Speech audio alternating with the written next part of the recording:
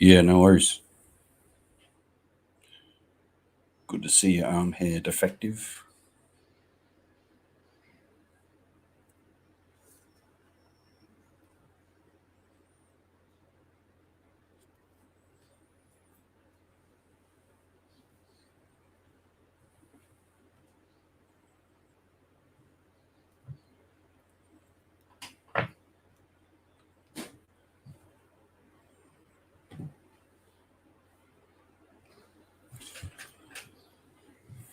So, how's everyone going this evening?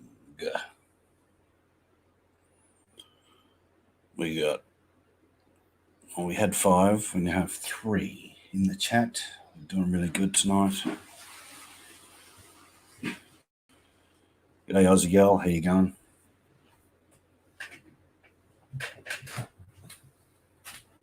On live.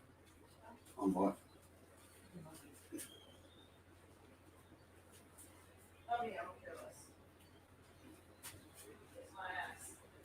Yep.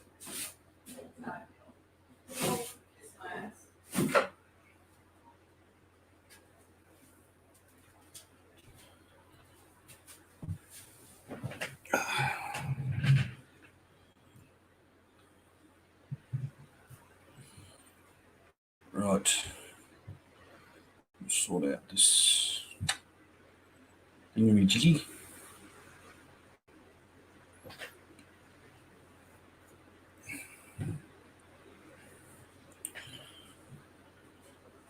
How are we all? All four of you this evening. We currently have a cyclone bearing down on us. The winds are pretty huge at the moment. Lots of rain. It's been raining for the last 2 days. We haven't had a lot of rain. In fact, have had no rain since March the 11th of last year.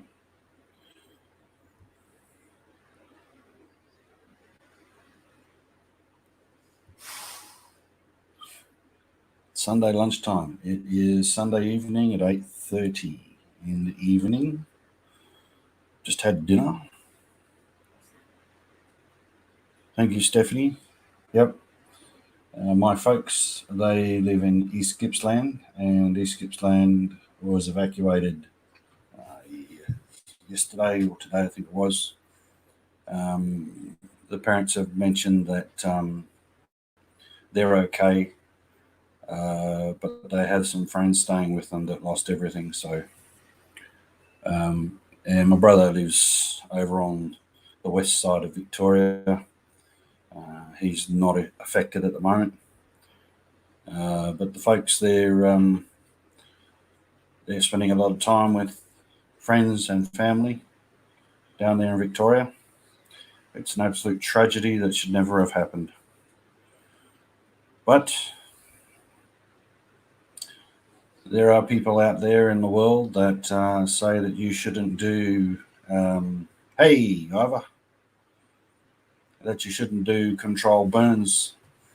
Every time I've gone down south, I've seen decades of litter, leaf litter sitting on the bottom of the forest floor, and I've always questioned why it's never been backburned. And the answer I get is because the greenies cry out that it's going to cause issues for the animals. Well, suck this one, greenies.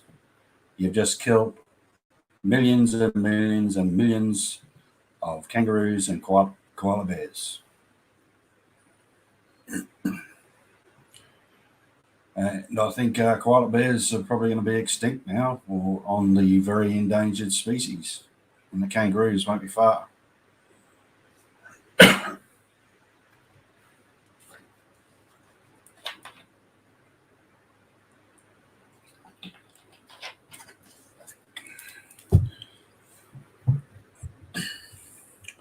Up in the top end, across the top end, we have a thing called controlled burns. And in the early season of the dry season, so when it's still slightly green from the wet season, we do cold burns.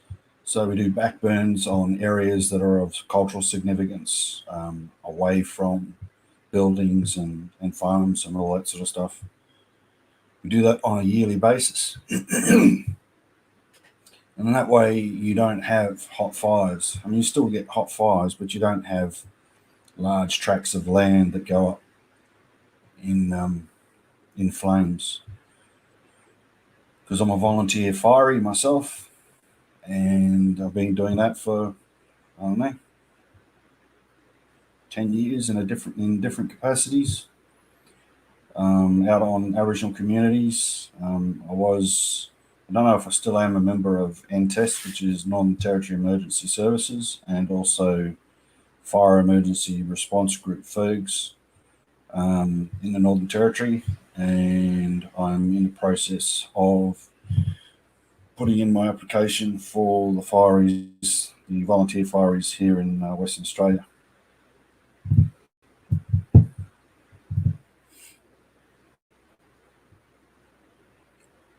So we have 600 people in chat.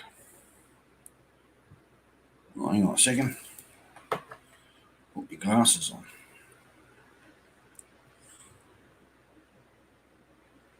Yeah, 6.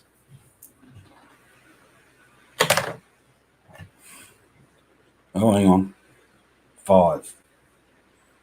Just dropped one. Wow. We're doing good. Hitting record numbers here. I'm going to turn that off so I don't get those notifications. This is my gambling site, guys. I don't want everybody to know that I'm gambling online, because you might be able to see it through my glasses, you see. No? Oh, no. Oh, I'm over here on this screen, so you can't see that. Oh, can you see that in my glasses? Oh, what was that? There's the motorbike. You can see the motorbike just there. There. Oh, there. Oh, hang on. Where's the camera? Where are we? Motorbike just there. Uh-huh. Mad Kiwi. His number sucks. Good to see you, Mad Kiwi.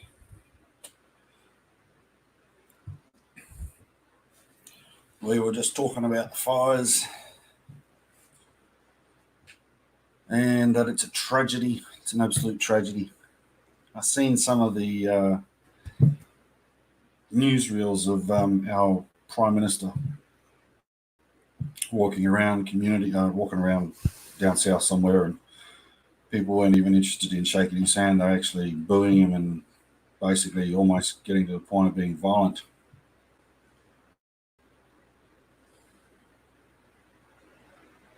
You can see the green screen on your over.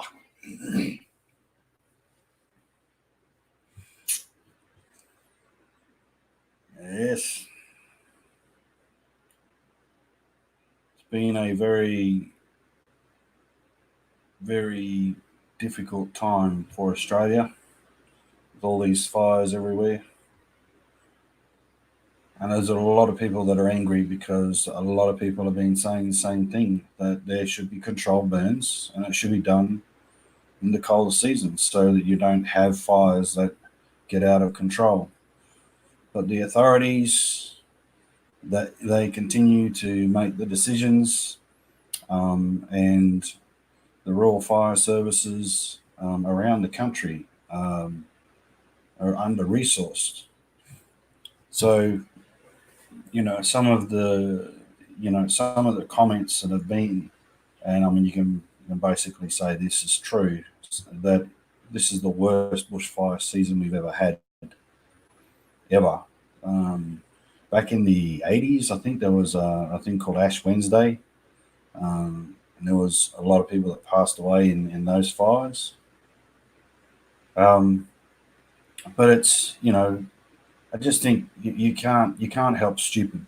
There's so many stupid people out there, and you see the fires that are going on that happen in California and fires that go on around the world, and then Canberra, that went up in flames. I think it was last year or the year before, and it's all because of the forest litter that's on the floor, and nobody ever does nothing about it. Yeah, Pink gave 500,000. Somebody else pledged, it was $1 million or something like that. It was another. Oh, it was an Australian comedian. I can't remember her name. She pledged 1 million or something like that, or 2 million. I think it's definitely going to be a lot of families out there that are going to need that money. And it'd be interesting to see whether insurance companies are going to honour their deals with their clients.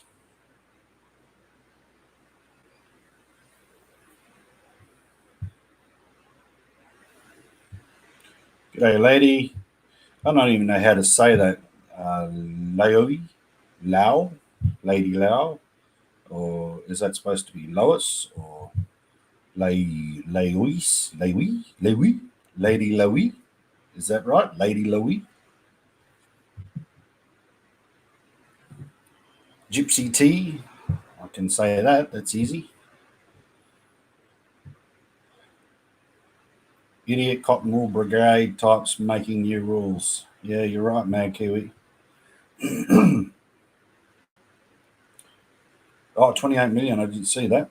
Has been raised worldwide. That's awesome. Yeah, well, the Australian government should be putting more money into the fire services for the country. I mean, up in the top end, you don't have like these huge forest fires, but you have grass fires and bushfires, I guess you call them. And if it happens in the hot season, we just had one here where I'm living, and it was right next to the community. It was about September, and we didn't have access. We couldn't get access to the fire truck in the shed. Um, I can't even remember what happened. I think I didn't have a key to the shed. The police, that's right, the police had a key to the shed, but the police had been called away to another town 80 kilometres south, and they had the key with them. We weren't able to get into the shed to get the truck out. So I just went around with my vehicle and just made sure that there was no spot fires that were coming over into people's yards.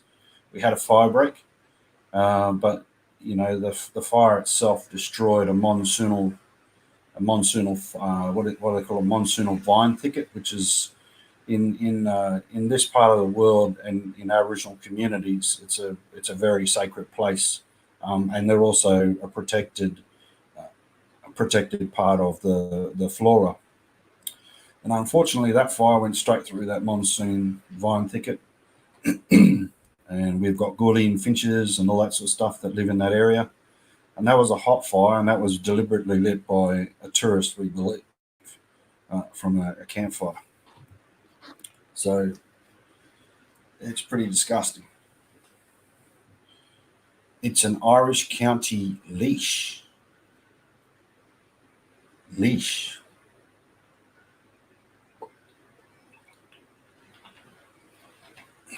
I don't even know what a leash is. Is that what you put around a dog's neck? Hello, Mel. How are you? Hey, Mabel. Good to see you, Mabel. So, Mabel Stardust is the mod for this evening. Thank you, Mabel. I just had a light go out. I'll be back. I'm just going to go check that out.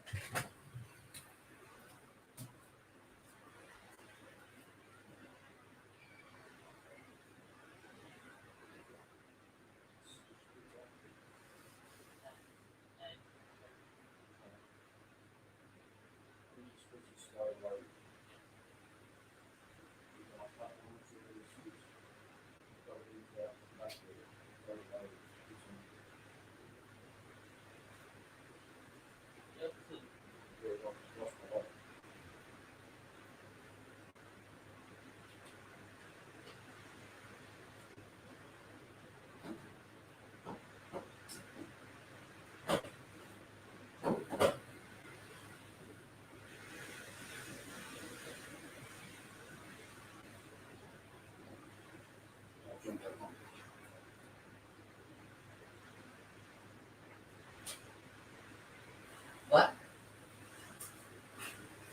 The light back on.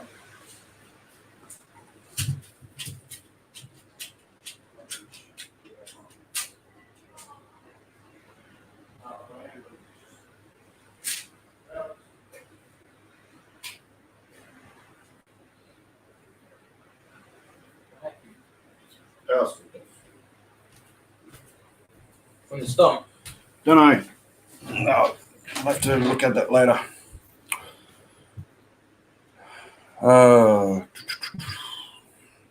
Sorry, guys. We've just had some issues with power, so I've just yeah. Parker, just leave it alone. Don't worry about it. It's not going to come on. I think it's probably the water's got into it or something. So just leave it off for now.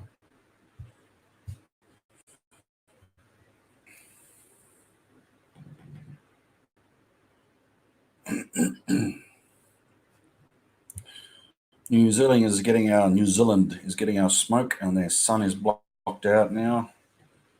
Sun was blocked in Canberra. Apparently, it was 10 times the allowable smoke rate, if you can have a smoke rate. So there's about 100,000 face masks they're going to be providing for vulnerable residents in Canberra, apparently. Hope this is allowed. There's a young boy doing a YouTube channel on the cyclone tracking Oz.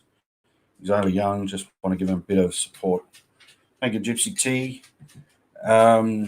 Summer and I, we follow a bloke called Oz Cyclone Chasers, and he does some really good information on cyclones.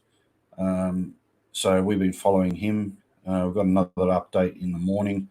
The cyclone is about 200 kilometres. I think it's east of where we actually are right now. It might be 110 kilometres east of where we are right now. So we're getting the outer bands of the cyclone at the moment, and it'll be travelling southwest overnight. We've got some high winds at the moment. We've had high winds all day, and we've had a huge amount of rain. I wouldn't even be able to tell you how much rain we've had so far. Pay your electrical bill, Farty. I'm not going to. Yeah, all right, Ivor. No worries. Like Sean is Sean. My wife is Iris, and she is. What is this? People speaking a different language. Siaban.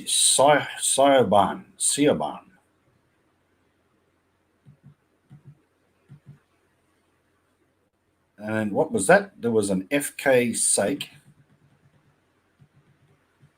Hang on a minute. Oh, Ivy gets everywhere. There you go. Hi, Siobhan.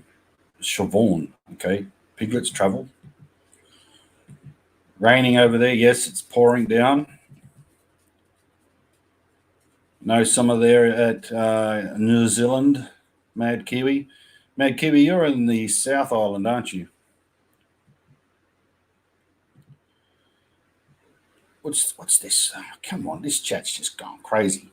Actually, I'll just stay off StreamYards and I'll just stick to YouTube. All right, that might be better. Leash is how you pronounce the Lao.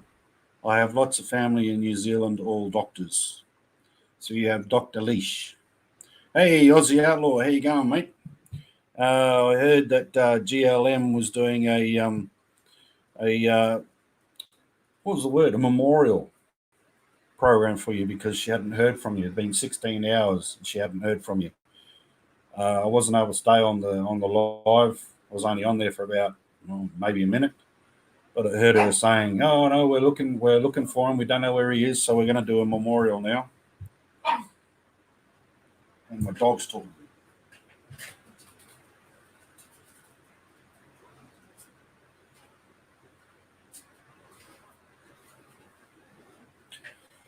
Right. Cyclone name. I'm not sure what the cyclone name is. Quite possibly might just be called Cyclone Barry. Gonna be Blake if it develops. Oh, it was close. Gypsy Teeth, thank you for that. You know more than I do, and I'm in the middle of it. Could someone please tell me how much $50 in English money is? Thank you. Right. Lee, I think is how you say your name. Go to Google, type in $50 Australian to England, pounds, and it'll tell you straight up. Any more questions like that, and I can help you out. Pronounce Siobhan. Okay, whatever you say, Ivor. 75-ish, Aussie would know. He's a well-travelled man. 1 p.m. cloudy and dismal here, UK. Oh, I should say to Aussie, I've been waiting for you. You can have a share of rain. It's terrible damp constantly here. I'm following the fires and it's literally breaking my heart. Lady Leash, it's always damp over in England, Scotland, Ireland. I don't think I've ever seen the sun shine in any of the programs I've watched. 38 pounds, Lee. 9. What's that? Mole Bowl, Cebu, Philippines. See you over there. Need rain, but not the destruction cyclone can do. Battle down the hatches. Yeah, look, sometimes there are cyclones that come through and they cause millions of dollars of upgrades. Sometimes you need a good clean out. Hey, Amanda, how you going? No, Aussie Outlaw has just gone over to the Philippines. I'm not entirely sure how long he's in the Philippines for, but Aussie Outlaw is a very famous Aussie, but he's not going to tell you who you are, who he is. Correct.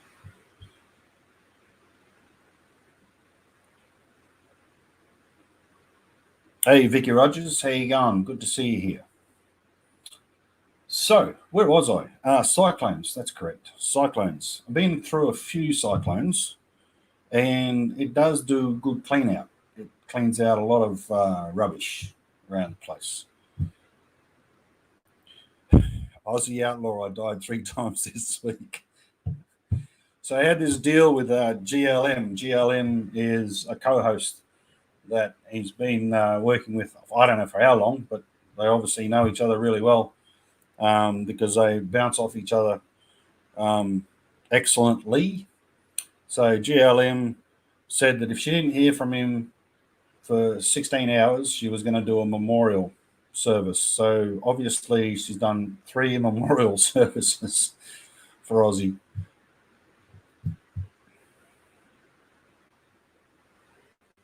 Australia. Well, if you haven't seen the video that I did earlier on Australia, you spell Australia Ozstraya. And if you're really lazy, you just say Australia. It's much easier just saying Australia. None of this Australia. It's too British for me. I heard there's a lot of fires. If some parts of Australia have fires yearly, almost, how come they don't do anything? Very good question, Amanda, and that's something that we've been talking about since we've been here this evening. Going back to it, in my view, this is only my opinion, and opinions are obviously facts, and you've all heard that before. My opinion is that the greenies have caused the issues, and the Australian authorities have gone ahead with what the greenies have thought, and they don't want to do burn-offs because they're afraid they might hurt the animals. Well, the greenies haven't done the burn-offs, so they haven't allowed the burn-offs. The Australian government hasn't done the burn-offs, and we have lost millions of kangaroos and koala bears.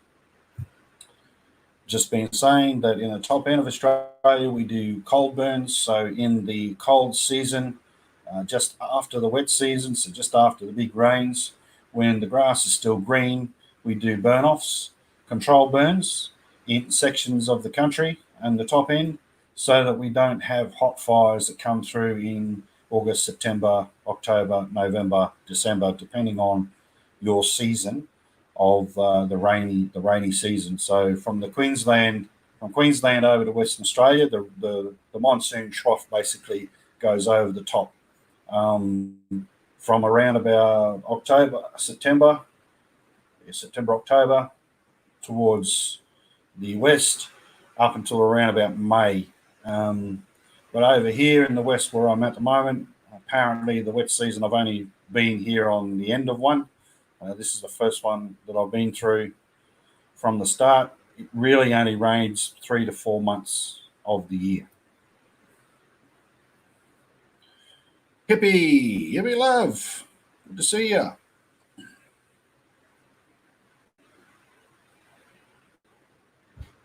So we've got Australia. Yep, everybody's getting Australia. That's good.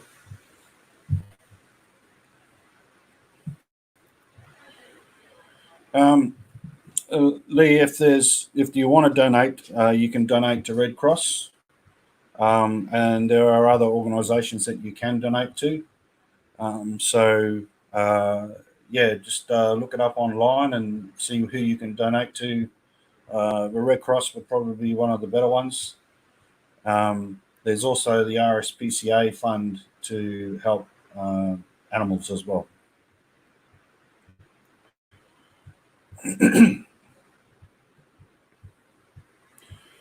You get mountain heath fires in Wales. Yeah, that'd be full on, those.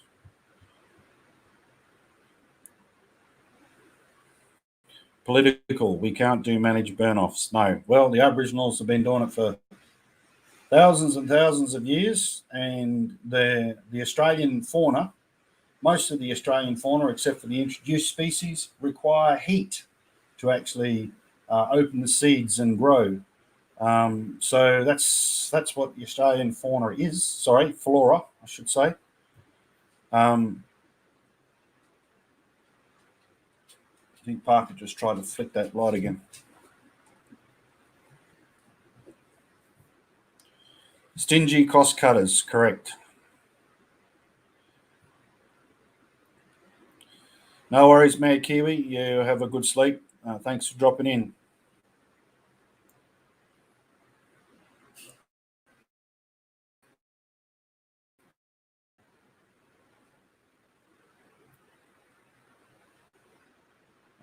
We just had another dropout. The light's just gone.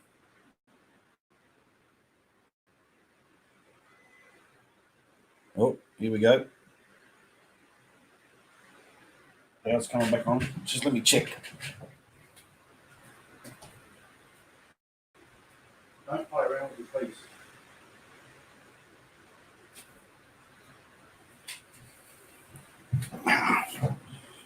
It's me son playing around with the breakers.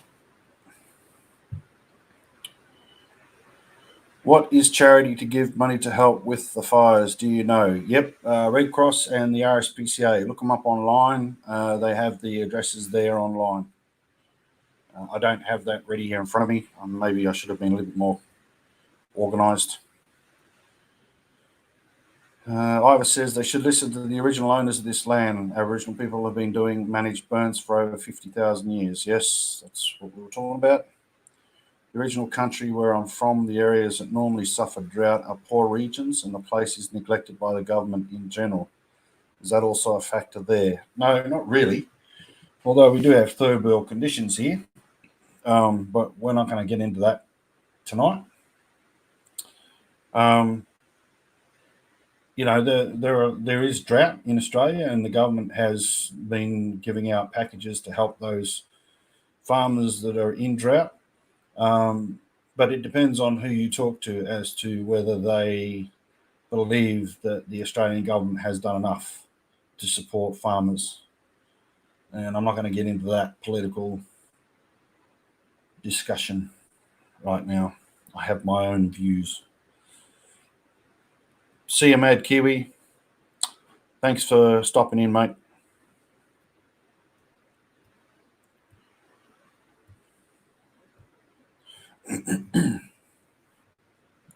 We have some seeds that require burns too, but the fires in the Amazon, for example, are just totally destructive because there is just always humid. Our current president is insane.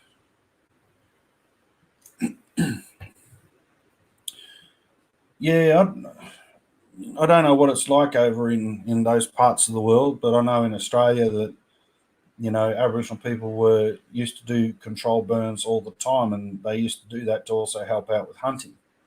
They were able to clear the grass and the litter, and then go hunting for animals that way. But it wouldn't be vast tracts of land that would be burnt because they would be doing controlled burns um, every year, and they would do it in the cold season.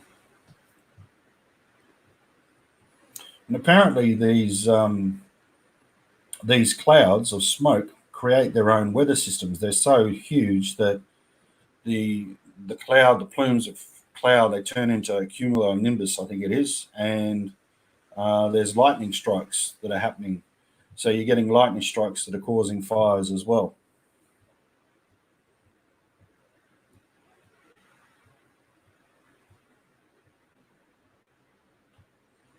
I won't let you post the link. I'm sorry, Ivor. Um, you're not a mod, so you can't post it. Cumulus nimbus. That's right, cumulus nimbus. What did I say? Something similar.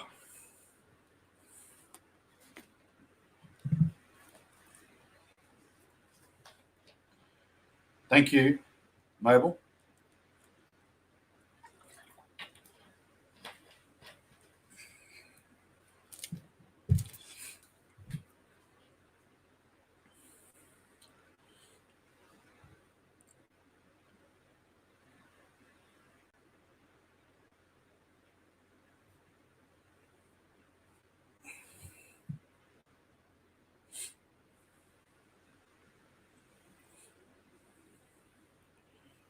Massive chat this evening. Massive chat. Do you like the little tag that's going along the bottom? Yarn about Australian bushfires, cyclones, motorcycles, and true crime stuff. No drama. I'm originally from Brazil. I lived in the semi arid coastal northeast. Beautiful place, but we need more rain. In 2011, I entered a plea with UNO. UNO. About 2 million cattle died and people too. Crazy neglect. Yeah, it's pretty disgusting, really. And then RSPCA New South Wales for the animals.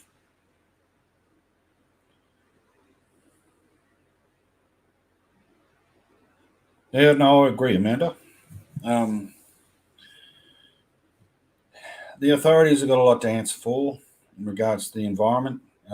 Again, I'm not going to get into the political arguments around this sort of stuff. I'm not going to get into the ozone and global warming and all that sort of stuff. What I will say is that um, when you neglect and you don't manage, then tragedy occurs, and that is what has happened here in Australia.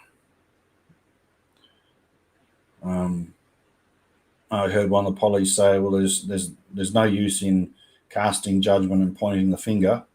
We need to get on with the job and sort the issue out."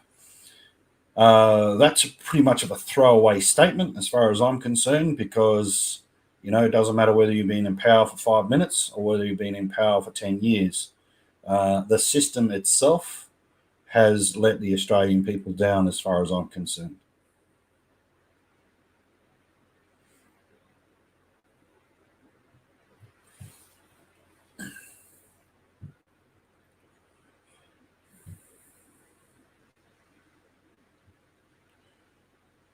UNESCO, Red Cross, White Cross, because the country needs to ask, also report calamity, and they didn't.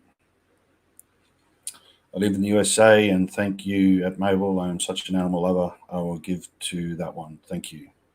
I didn't realize you were from the USA, Vicky. I thought you were another one of those pommies, all the way from over there in England. I don't know why I thought you were a pom. I'm not sure. Don't know.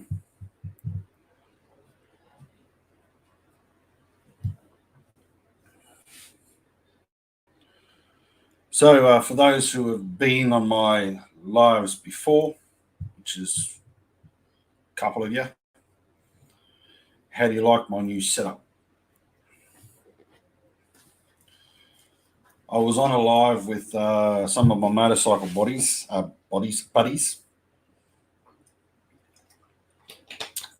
I was on my phone. And obviously, in my phone, I'm moving around with my phone in my hand, and I'm like, on a roller coaster. And someone said to me, "It is so unprofessional. If you're going to be doing lives, you need to be sitting, what do you call it, still, and you've got to make it look better." And I went, "Yeah, well, you reckon?" Oh, I thought it was all right.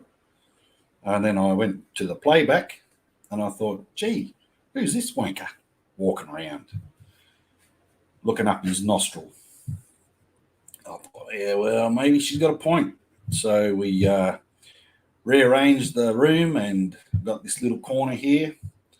I'm thinking about getting a green screen so I can do some fancy stuff in the videos.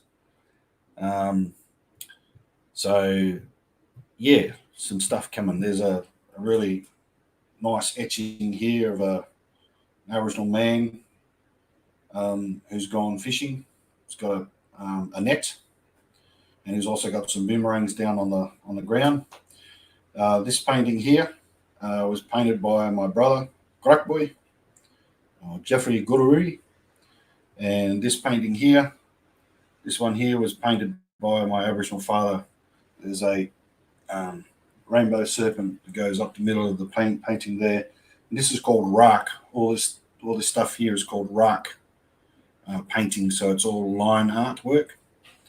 And he painted this one just before he passed away in 2012. And then this thing up here is the coat of arms. Is my coat of arms for my last name. My heritage is Scottish Italian.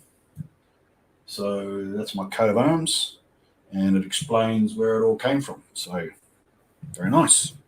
I have another large Aboriginal painting up here, and that's from Arakoon in Queensland. And another one over there, the rainbow serpent that's on the wall. That was painted by my other brother, Ricky Gururi.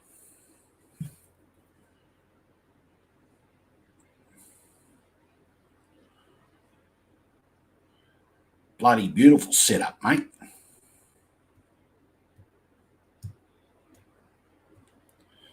Governments everywhere need kick up the humanitarian ads and put the financial aside sometimes. I agree. Thank you, Violet. Like your guitar jam session. If it wasn't for things like the Red Cross, we would be, I won't say that word, because politicians only care if it wouldn't say that word, up their pockets. Often they get money because they make sure they profit from crisis too.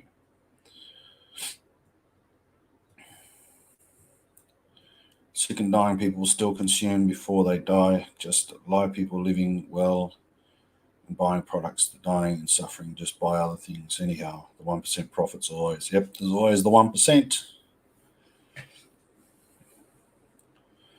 I also have a tattoo on my left arm, which is the rainbow serpent, which was painted by my brother who did this painting.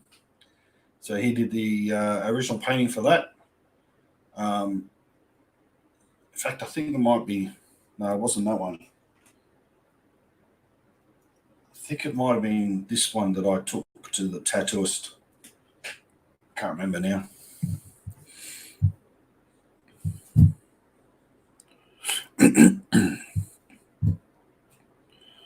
I like the camouflage and your dog's going, "What the F you doing?"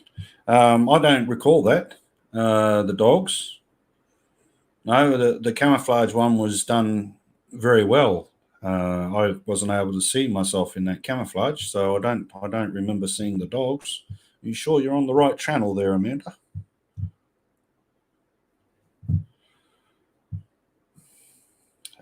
Shall we sloop it the green screen? Hippie, come on. Slooper chat. Slooper chat. Well, guess what? No, because I'm already buying it. Only cost me $30. And it comes with the lights and with the stands, all for $30. How cool is that?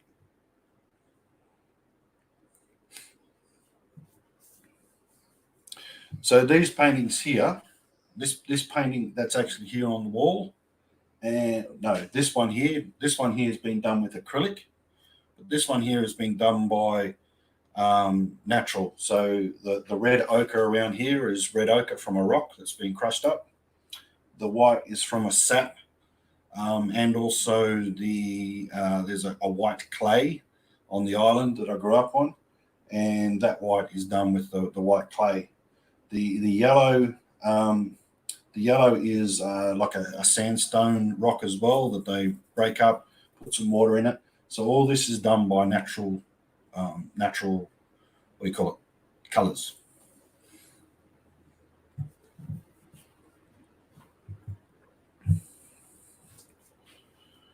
No, Ivor, the dogs didn't see me. I don't know what you're talking about.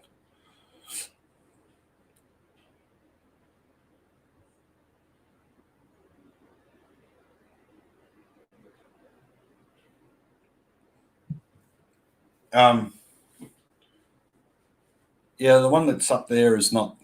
It's not really that crash hot. Either that rainbow serpent one. It's a bit of a contemporary kind of painting. I don't really like it. It's not my favourite. This is the. I guess I could. I don't really want to take it off the. There we go.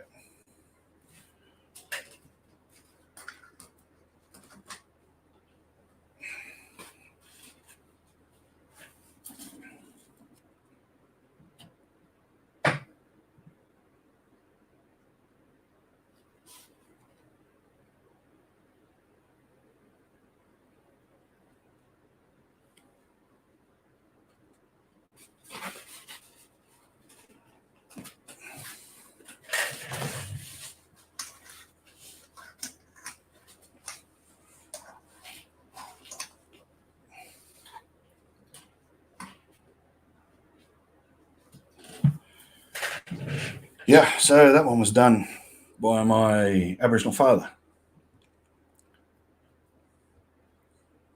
It's the rainbow serpent.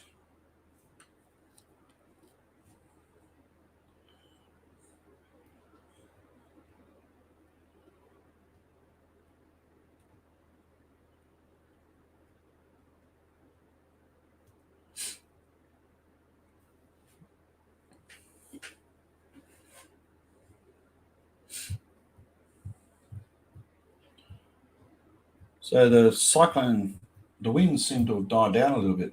I did close the window so I wouldn't hear it too much, but that's just kind of like that's what happens in these things. They dull down and then all of a sudden they build back up again. It'll be fairly full on tonight, I think. But we cleaned up the yard yesterday. Since moving into this yard, I've taken 8 trailer loads of rubbish to the tip. So we just got another load on Friday afternoon into the trailer, but didn't get around to getting it to the tip.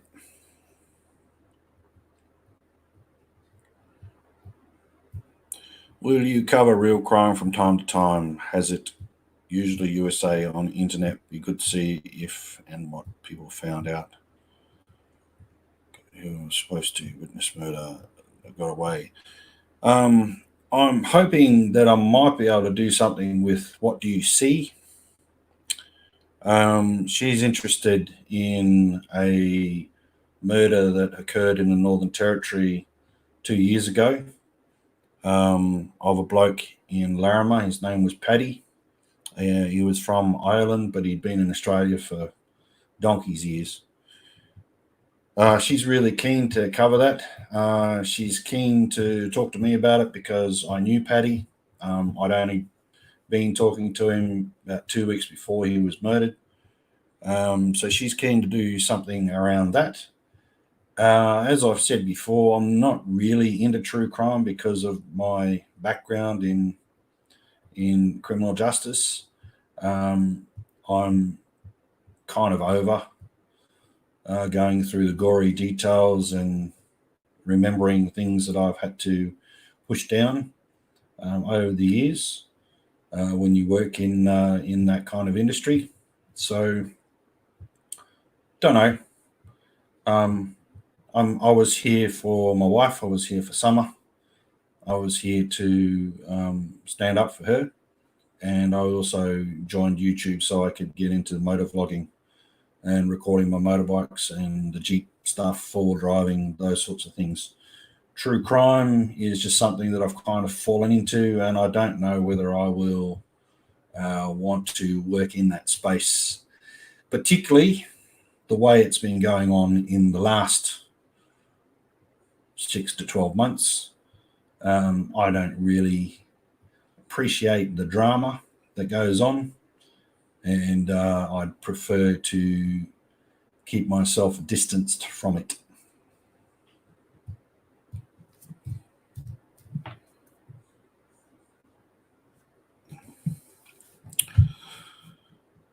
Going back to bed. See you, hippie. Thanks for coming in. Really appreciate it.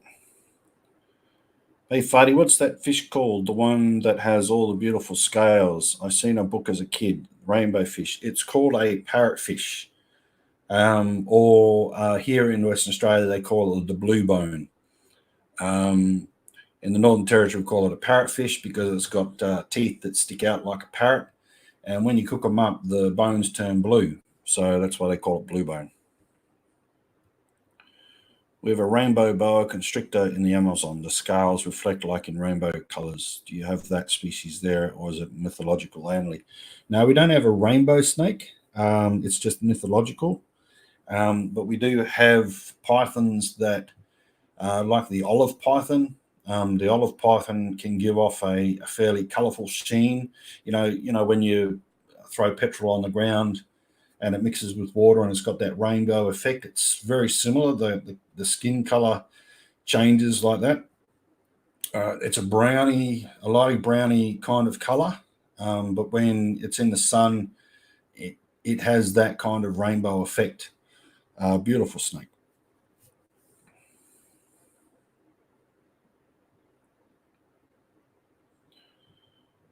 Google rainbow boa. Yeah, I will. I'll do that.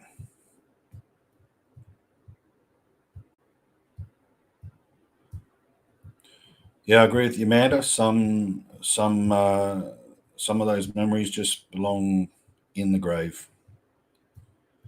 Vicky says, I understand how you feel. I don't like to hear about medical stuff after being a nurse for 30 years. Yep. There you go. Somebody who's been in it doesn't want to hear it and live it because it just becomes part of who you are. And some people, they get bored of it, and other people, they just not interested in talking about it anymore. Doesn't mean that you don't have an interest. You just don't want to be, doing investigations and those sorts of things. I'm not saying that I'm going to do anything with What Do You See, and everybody knows that that's Diane Hughes. But I am keen to talk to her about it, and she can go on with what she wants to do. So we'll see what happens. I know it's something that Summer had asked Armchair Detective back 12 months ago to cover to get off the Watts case, and he couldn't be bothered with doing anything like that. It's a very interesting story because they haven't found him and they haven't found his dog. And there's a lot of speculation about who may have committed the murder. I've heard that the police know who committed the murder, but they don't have the right amount of evidence, I guess, might be the word to say, to be able to, make an arrest. And there's a lot of people out there, particularly around where I was living at the time. We all had our ideas of who committed the murder, and pretty much everybody was on the same wavelength when it came to that. So, Diane, she might be able to come up with something. She's pretty good at digging up stuff from police files and Google Earth and all the rest of it. So we'll see. We'll see how we go. I may not. I don't mind having a yarn about it, but yeah, we'll see how we go.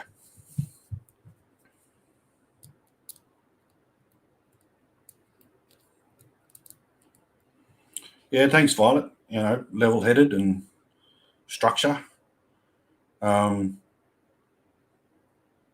But yeah, we'll see. We'll see what happens. Can't stand them. Snakes, arachnids. My daughter's father got them.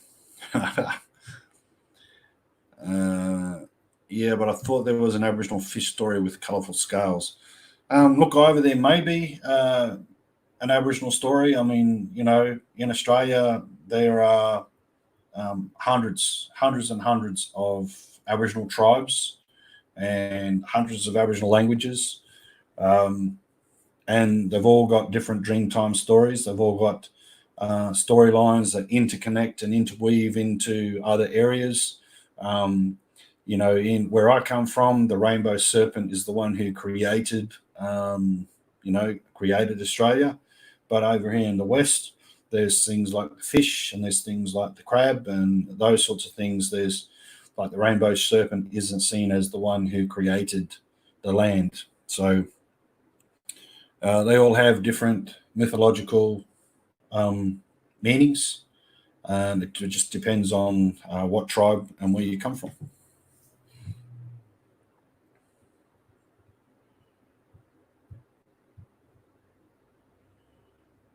What kind of fish are they, Amanda? The ones with the big scales. Hey, Sasha, how you going?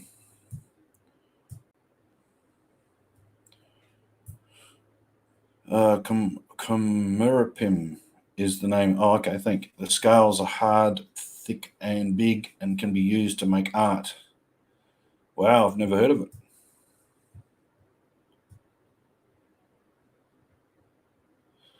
Oh, Paddy, he was not friends with the lady that made the waffles or scones. No, it was pies. That one, Farty. Yep, that's the one over. The one who made pies. And no, yeah, he certainly wasn't friends with her. Bush burning. Vicky, love your Outback. Forts go. Bye, everyone. And I will pray for some rain for the fires. Thank you, Vicky. Thanks for popping in. Appreciate it.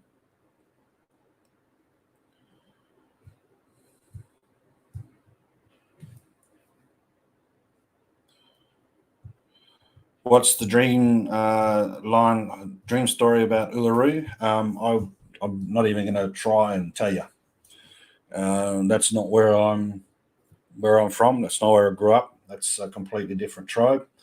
Although I will say that Summer's Aboriginal mother, she's Eastern Aranda, and she comes from around that area. If I ever get the opportunity to ask her, then I'll ask her and see what she says. But she's Eastern Aranda, so she's in that neck of the woods around where Uluru is. I might be able to ask her, I don't know, get her on the phone in the next couple of days and see if she knows what that story is. However, she may not be able to tell me because in some of these cultures, men are the only ones who are allowed to talk about the Dreamtime stuff. So it depends whether she's able to give me that information. Thanks, Vicky. So it's a fish from the sea. Wow. Yeah, I've never heard of that fish before. Am I near the fires? No, I'm thousands and thousands and thousands of kilometers away from the fires.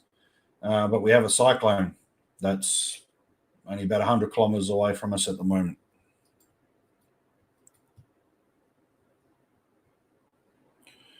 I'm guessing from TV Islands. Yeah, I don't know. I don't know either.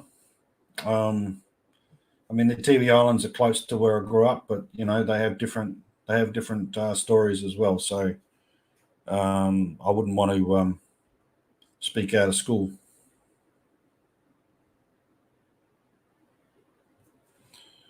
So, Gypsy, are you in England, Scotland, Ireland, Europe?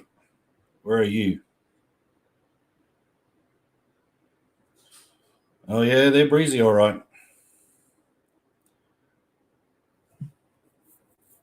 Don't do it, Parker, because there's obviously water in the line, and if you do it, you could get electrocuted. So just leave it alone.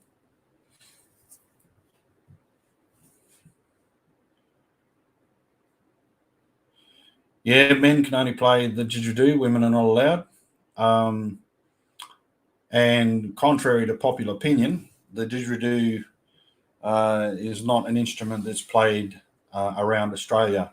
Um, the didgeridoo actually comes from the top end, from the Northern Territory. The original didgeridoo actually is Wallang or Maung. So the original didgeridoo players were from where I grew up on Goulburn Island, and over thousands of years, it transferred over to East Arnhem Land in the Northern Territory, where there are some fantastic didgeridoo players, and there's different ways of playing the didgeridoo. So in West Arnhem Land in the Northern Territory, the didgeridoo playing is like a slow drone. In East Arnhem Land, the didgeridoo playing is mimics animals and tells a very vibrant kind of story. Um, One of my Aboriginal fathers, his name is Jalo. I'll type it in here and look him up on YouTube and on Google.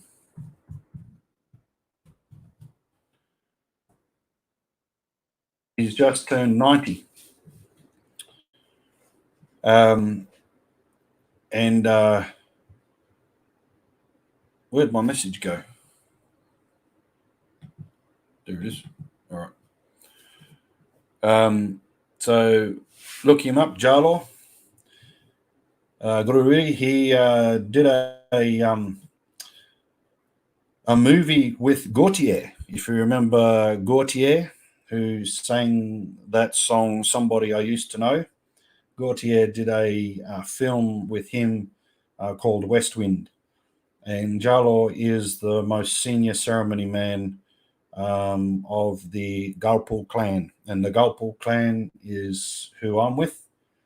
And my Aboriginal father, before he passed away, he was the senior ceremony man.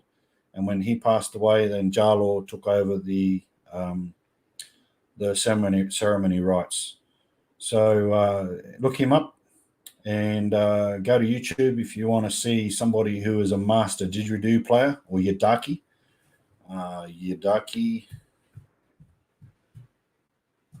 Yidaki is another word for didgeridoo.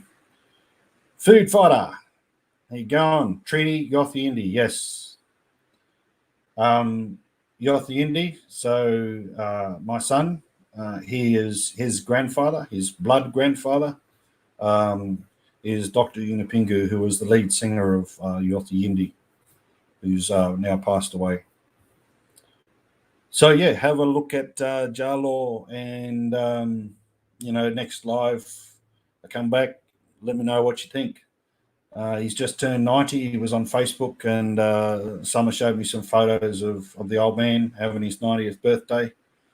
An absolutely wonderful old man. I'll tell you a little bit of story about him. He's an Aboriginal healer, like Yidaki Didgeridoo healer.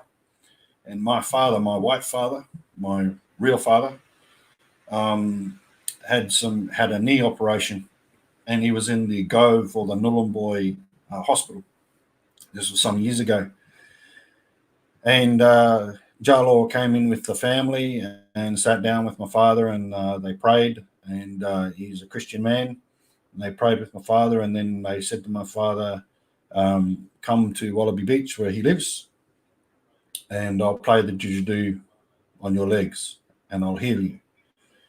So when my dad got out of hospital, he went to Wallaby Beach. He sat down with Jalo and they just talked about stuff first. And then Jalo prayed for him again. And then he said, put the crutches down. And he picked up his yadaki and he played the didgeridoo across my father's legs and around his knees. And then he said to my dad, put the crutches down, get up and walk. And my father got up and he started walking without the crutches. Just got out of hospital, had crutches, had knee operation, got up and was walking around without the crutches. The only time that my dad had to use the crutches was to go up the stairs at the house, and he was only using one crutch to go up the stairs. So he'd have one crutch down the bottom and one crutch up the top of the stairs. He's a lot older now. I mean, this was probably 10 years ago. So my dad's 72, 73. He's still got some knee problems, but it's not as bad as it was back in those days. And we put it down. We put it down to the healing power of that didgeridoo.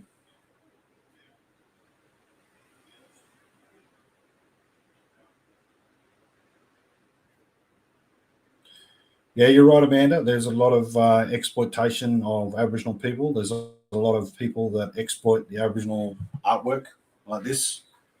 You can buy didgeridoos that are made in China, or you can buy didgeridoos that have been painted by tourists, and they're not real. I have a didgeridoo. I'll go and find it.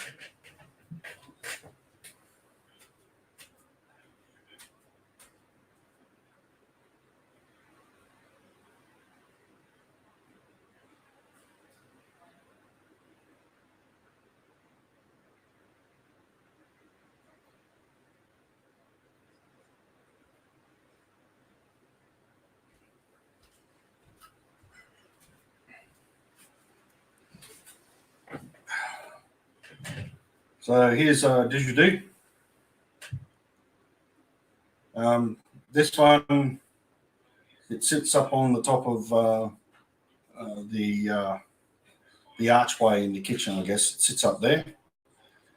This is really special to me. This is a didgeridoo that was made by one of my Aboriginal brothers from the Maung clan, which are the ones who originally, thousands of years ago, started playing didgeridoo. This particular log, he just found on the ground, didn't chop it down. It had been completely eaten out by the termites. And all he did was just clean it up a little bit. So that's where you blow through there. And that's where the sound comes out. You're supposed to put water through it for it to play. It's wood. It's been painted by my Aboriginal brother as well. Not the Gulpla one, the Maung brother. So his name was Rupert. He was the one who made this one, Rupert Momarulu. Beautiful didgeridoo. This instrument has been used in sacred ceremonies. It was used in Summers and my son's funeral, and this has been used at a number of funerals as well as some ceremonies. It was also used at the secret business. So this is a very special instrument. And this is something that Summer's not even allowed to touch. She's not allowed to touch this because this is something that is only something that a man can play. Would you like me to give it a go?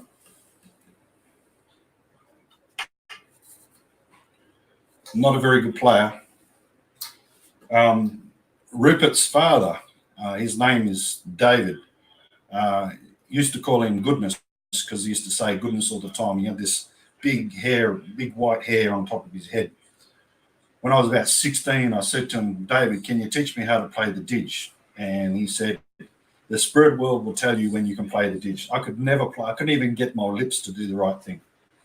And I've been practicing only just recently, and I've been able to start doing a little bit of the circular breathing. So it's the first time it's ever happened for me, so I'm pretty stoked by that.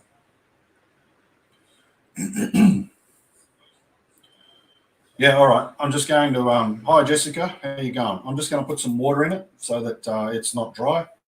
We'll be back.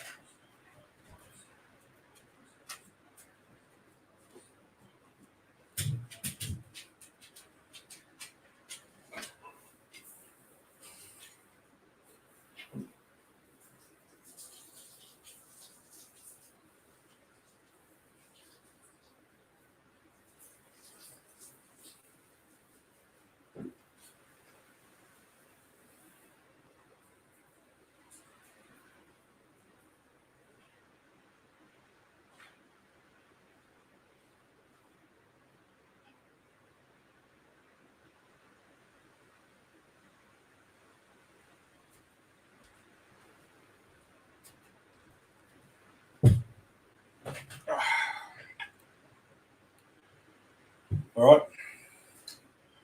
Let's give it a crack.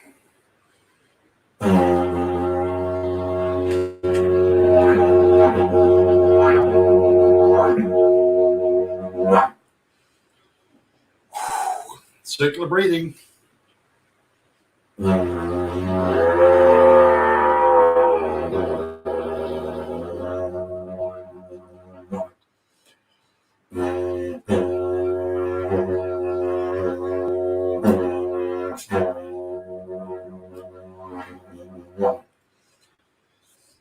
So anyway, that's the first time I've played the didgeridoo live. Got a bit of practice to do.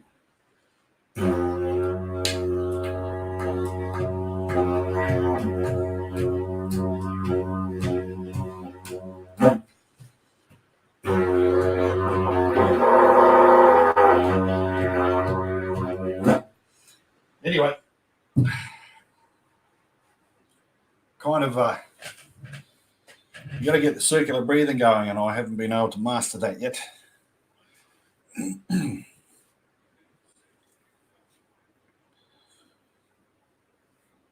Yeah, very similar to a bullhorn, and there is another one that's in Wales. I think there's an instrument that's very similar in Wales that is a long instrument as well. Very, very long instrument. Oh, that's cool, Sheila.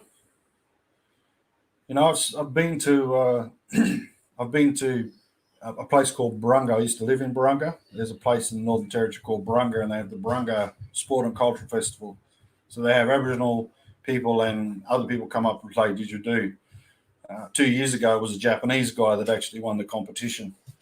And if you know, have you ever heard of, I won't say his name.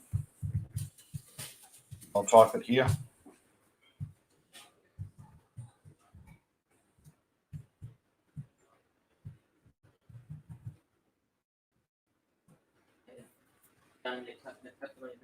Oh, yeah. So have you ever heard of Dr. G? That's one there, that one there. Before he became famous, my brother who painted this painting, we used to sit in the main street of Darwin in the Northern Territory, and we used to do a little bit of busking, and we'd play the Yoth Yindi songs. So he's now passed away. Parker's going to play some clapping sticks while I play the didgeridoo. So can I just have a look at them? So these are clapping sticks. Can I have the other one? So these are clapping sticks. These are slightly worn. So basically the fat one that's here in my left hand, that's the one that you hold like that, and then you hit it with this little one. So Parker's going to do that off camera. Ready? Okay.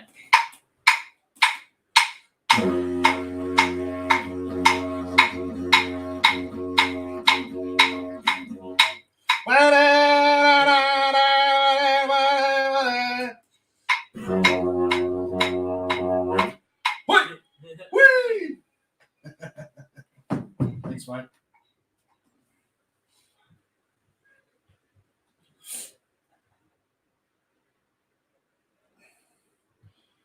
Anyway, that's just a little bit of fun. Thank you, Parker, for that. It's something that we really miss. Really miss sitting around a campfire and listening to singing.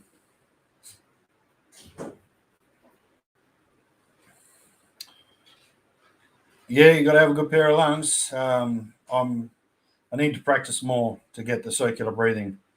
I can get the sounds right. It's just the breathing part. So once I get the breathing part fine, then I should be right.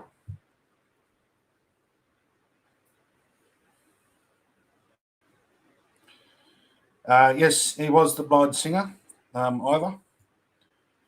When we used to muck around in the main street of Darwin, he used to play the keyboard. He didn't play the guitar. So yeah, unfortunately, he passed away. And when I was at my father's funeral, my Aboriginal father's funeral, Dr. G's mother was there, and she was talking to me, and she was very concerned for his health, and was quite upset by the record company. In her view, she felt the record company was using him, and it's unfortunate that that's the way it went. But apparently, and I don't know whether this is true or not, but apparently there was times where he had sorry business that he needed to attend to, but he had gigs that he had to do overseas, and he had to go off and do those gigs, and he wasn't able to pay his respects and do his cultural duties. And it's unfortunate, but he passed away only a few years ago.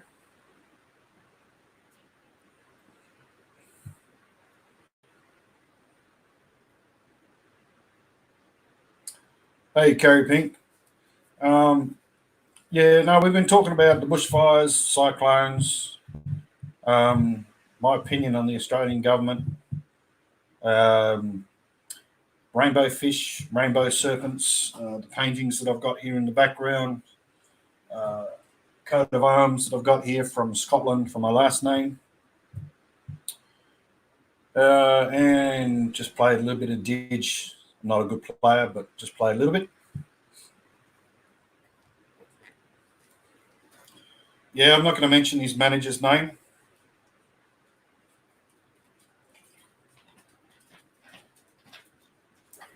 Some things I need to keep quiet about.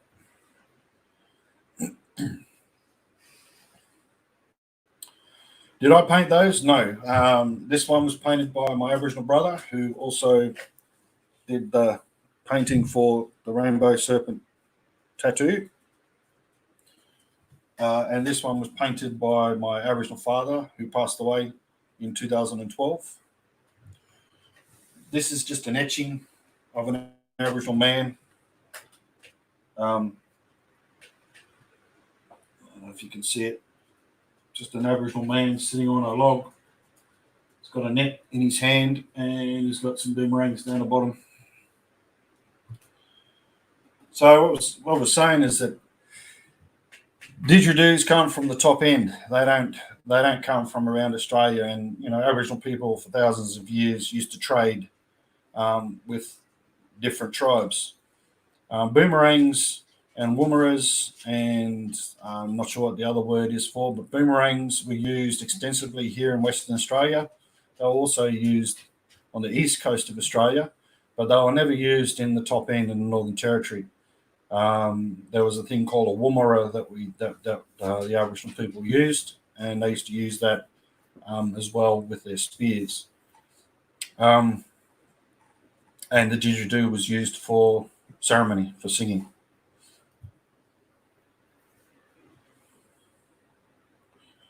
I paint myself, not literally. Oh, well, that's good. I'm not saying that there's anything weird about that. Any meaning behind this? So this is the rainbow serpent, or actually, no, it's actually the file snake. So my Aboriginal name loosely means rainbow serpent, so loosely means creator, but it's more along the lines of file snake. So This is a file snake, and the file snake lives in the freshwater lilies of in different areas around the top end. And you can pull the file snake out, and people will eat the file snake. It's I've been told very tasty, but because it is my totem, I'm not allowed to eat my totem. So that's the file snake within the lilies. And then this one here is the rainbow serpent. So the rainbow serpent is the one who created the land and the landscape. The one on my arm is a mixture of this one and that one.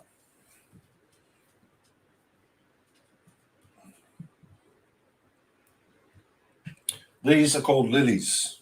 So they're the ones that sit on top of on the water. You can bang bongos. Sorry, Gypsy, I did ask where you were from, and if you said it, I missed it. I can play the triangle. Well, that's good. It's a good start. Hey, Diane, good to see you.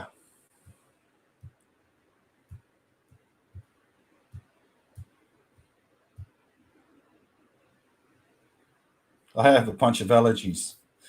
That's my totem. I can play guitar to old school country music. Like Johnny Cash, that's the one.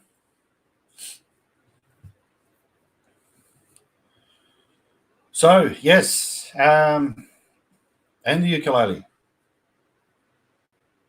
No, a totem is not always an animal. A totem can be flora or fauna. It just depends, what name you're given. I think my brother's one was a palm tree. It's a long time ago. And my father's was a rock, I think. I don't recall what my mother's was.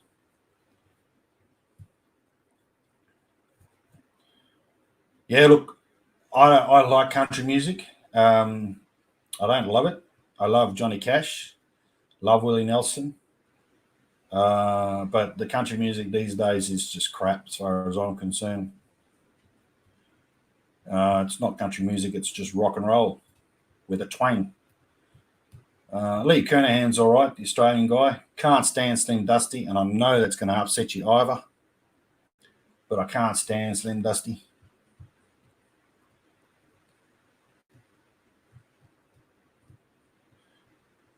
And what does it mean, like the choice for the name? Is that something that is part of your identity? Yeah, look, when you're born, well, where my Aboriginal family comes from, and I need to clarify here so people don't freak out. Oh, oops, I've upset Diane too. She didn't like the fact I said I didn't like Slim Dusty.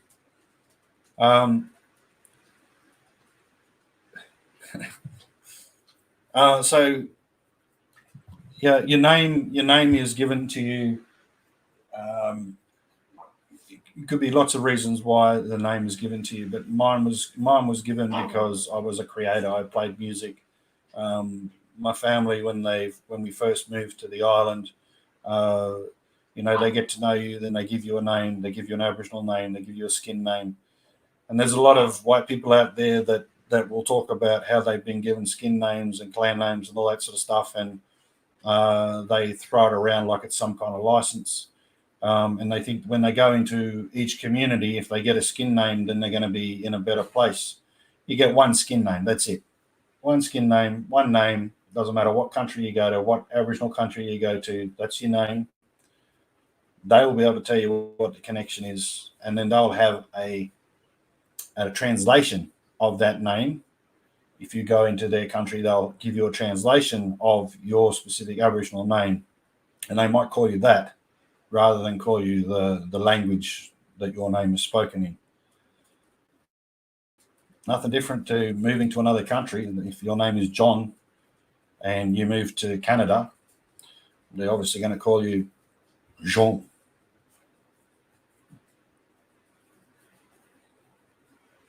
Oh, I'm glad you don't like Slim Dusty. Hey, Chris, how you going, mate? Good to see you here.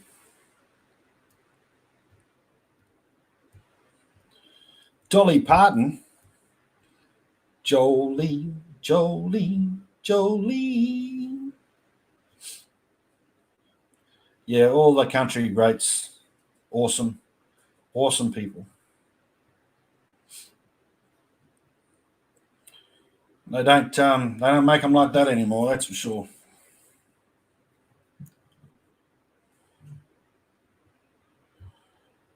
Is that a helpline for the animals suffering in the fire? Yes, it is. Molinator. Kenny Rogers. Yeah, Kenny Rogers. I like Kenny Rogers.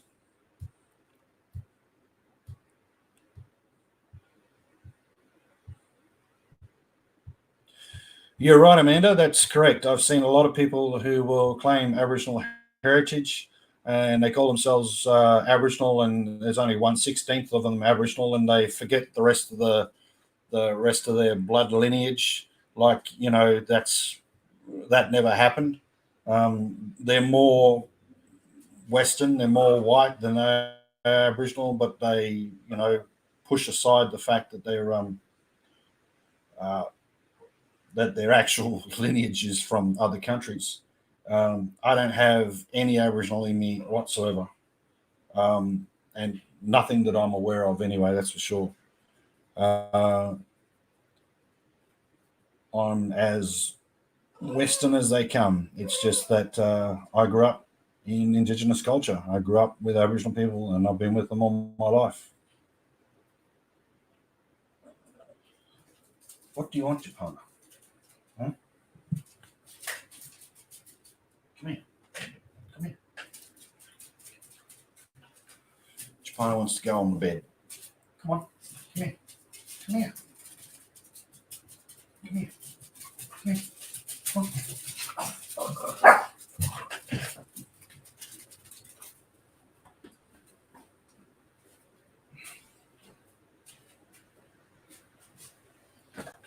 There, look. There's Japana. And she doesn't want to be here. She wants to be on the bed.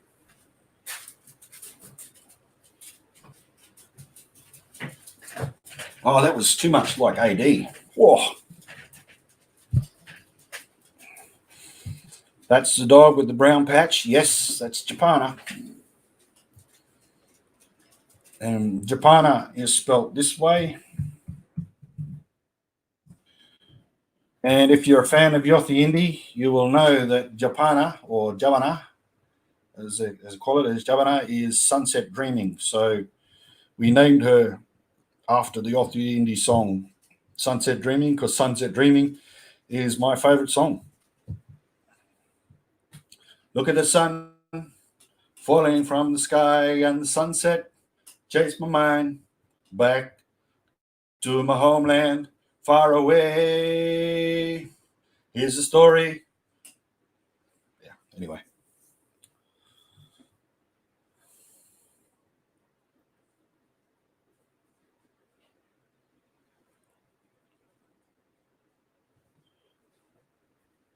Yeah, that's good, Amanda.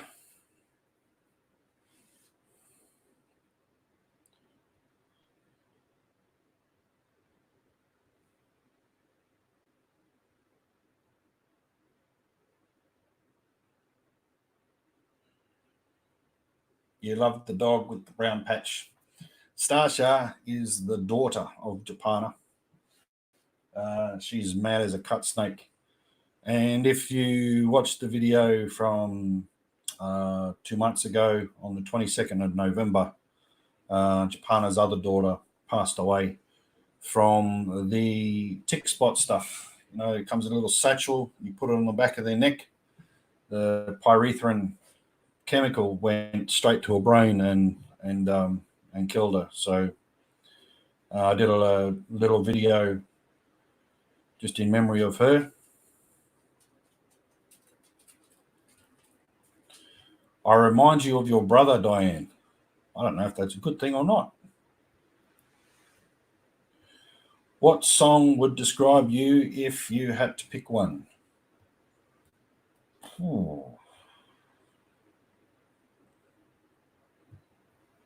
I don't know. Don't know. Sunset Dreaming doesn't really describe me. It's just my favourite song. Don't know. I'd have to think about that.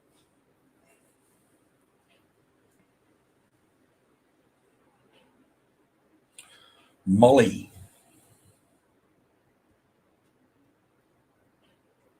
Big John. Yeah, I don't know. I do like the song Don't Call Me Sue. I don't know whether that would be the one that would describe me, although I wouldn't like to be called Sue. Apparently, my mother and father were going to call me George. Thank goodness they didn't.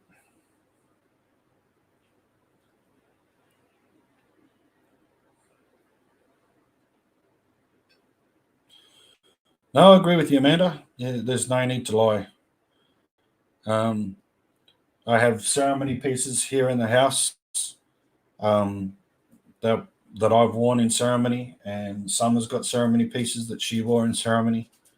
And those ceremony pieces, my particular ones, can't be touched by her or any woman. So if we have people come into the house, like if we get people that are coming into, what's the word? Terminate pest control. I need to move them out of the house so they don't get wrecked by the powder and stuff.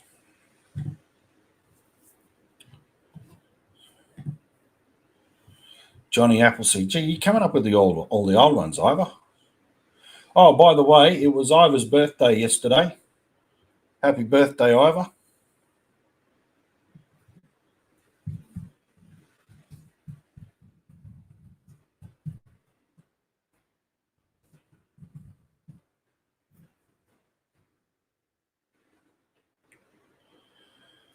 Why is there a division between women and men? Is there a reason that you know of? It's different in each culture again.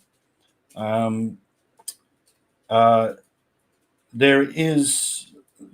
are ceremonial reasons, cultural reasons why men are in that way, I guess.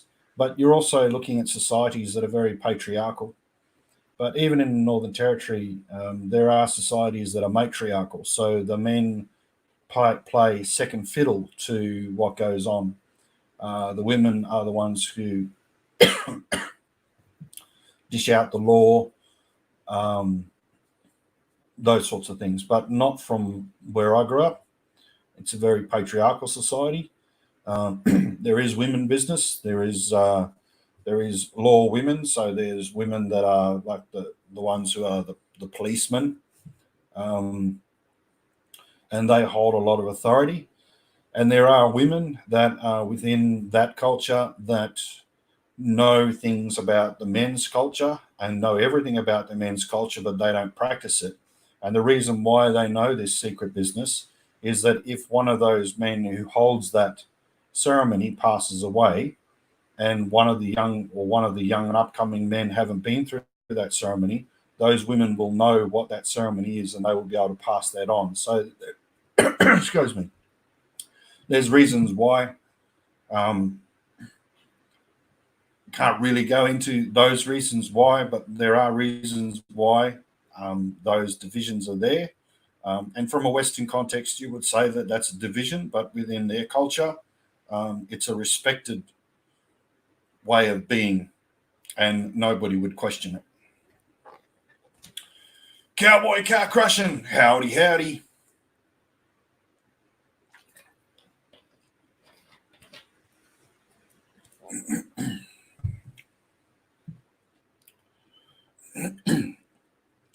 Ivor's just said men are hunters. Yes, in a lot of Aboriginal societies, men are the hunters and the women are the gatherers. There is some evidence to suggest that thousands of years ago, Aboriginal people were farmers and cultivated the land. And I would agree to a certain degree with that. But on the island that I grew up, they were nomadic. They would move around the island and then across to the mainland, at different times of the year for the different types of seasons so they could collect the food that they needed. So they didn't really till the land.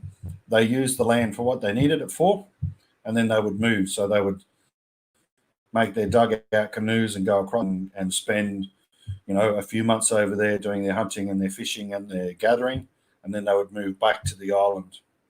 And on the island, there's some ancient fish traps where they used to catch fish, and they have some beautiful black-lip oysters. But there's a lot of, I guess, farming techniques that were done thousands of years before whitefellas came along.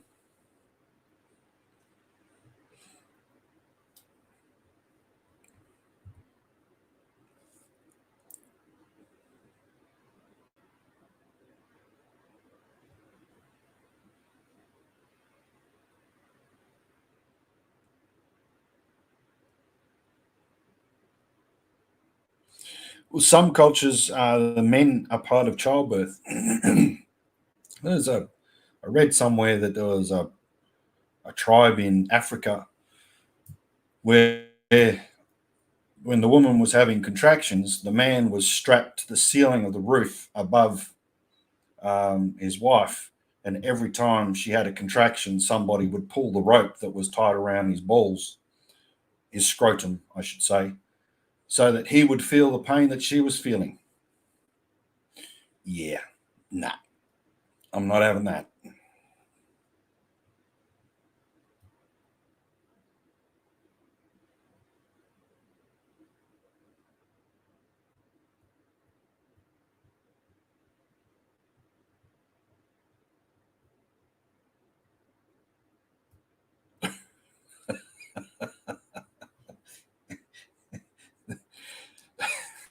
There would never be a second child. That's one way of keeping human population down. Food fighter, do you get to Gama? No, I've never been to Gama. And to be honest with you, I don't really have any desire to go to Gama because I've been part of um, the culture from the time I was a kid. So I've experienced and been through a lot of that stuff. Don't really have any intention. I don't really want to be hobnobbing with people who go along to a festival and think that they're hunky dory because they've gone there. And my attitude is very similar to my brother's, my Aboriginal brother who painted this one here. Him and I are very much alike. He's a rock star. He likes to think he's a rock star. And we've been wanting to do some collaboration with each other. Here, once back in the 80s, he traveled to Japan and he played the yadaki, the didgeridoo, for the band called Coloured Stone. How do you speak? Coloured Stone. I spelled that wrong. Doesn't matter. Aboriginal band called Coloured Stone. So no, I don't. I wouldn't mind going to Gama, going up there at that time of year because I'd like to go up and see my Aboriginal father, Jalo Guriri. But I probably wouldn't end up going to Gama. I'd just sit at Wallaby Beach with him and just yarn and go fishing.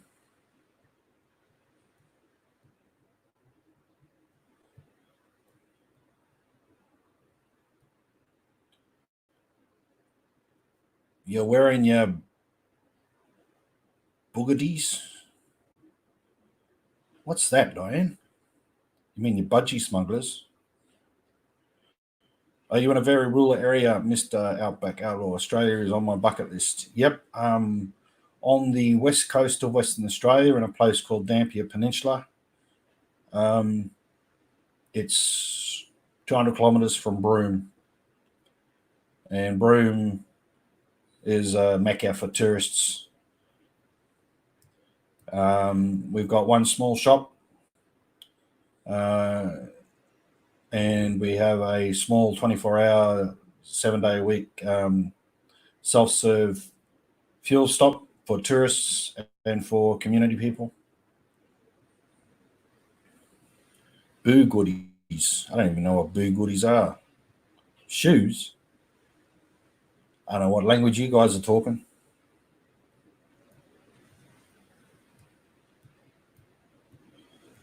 No worries, Mabel. All good.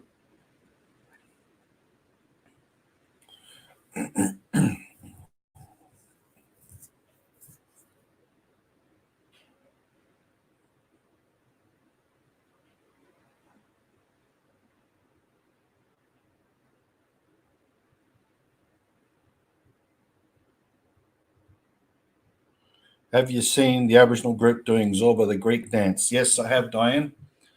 They're all boys from Parker's, my son's family side. So, and also Gulpul. So there's the Gulpul, the Yurnal, the Gumach, Jutapingu. There's a number of tribes over there. All those guys all come from East Arnhem Way, Remengining. I think some from Milingimbi, all up there in the Northern Territory. Yeah, so yeah, they're good. They're really good.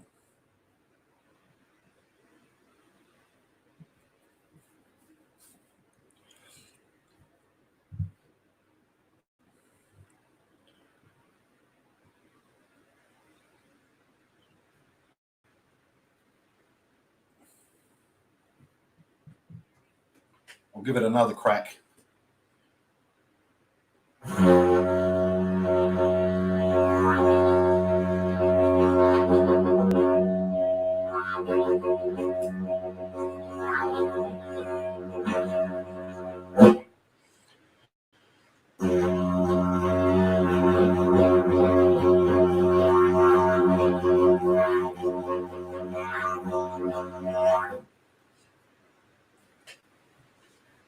I got to get that breathing going.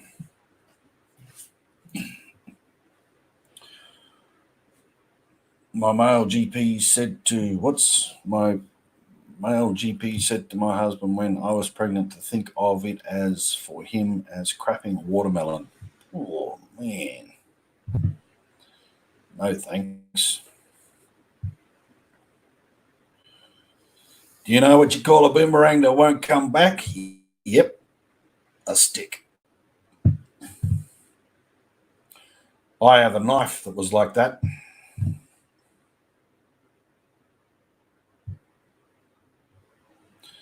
Gonna walk about farties, signing off from I wrote my balls tribe from Tasmania. Off playing my vacuum cleaner pipe. Catch up. No worries, Ivor. Thanks for stopping in.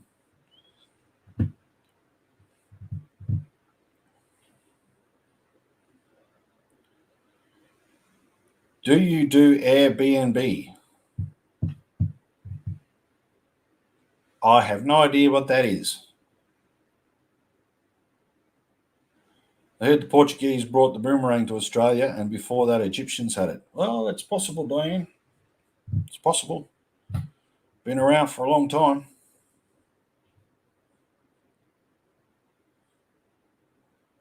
Oh, I was going to say that my sister had natural childbirth for her daughter, my niece. She's 16 now. 16, 17, something like that. Yeah, she had birthed her in a bathing pool. Weird.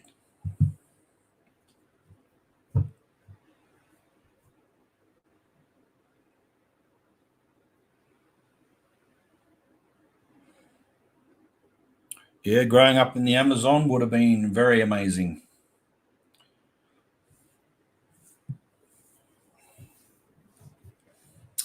As a little kid, I was in PNG, Papua New Guinea, and Papua New Guinea is very similar to those kinds of regions like Brazil. Huge pythons up there. We were told when we were kids that if we're walking through the rainforest and a boa constrictor came out of the tree and wrapped itself around us, we always had to carry a stick with us. And if it wrapped itself around you, you would break the stick 6 times. It would feel the vibrations, and it would loosen its grip, and you'd be able to escape. I never actually tried that out because I always thought that if I was holding the stick in my hand and the boa constrictor came down and wrapped itself around my arms, I wouldn't be able to break the stick anyway. So I didn't really test that theory. I didn't want to test that theory. I've never played the bagpipes.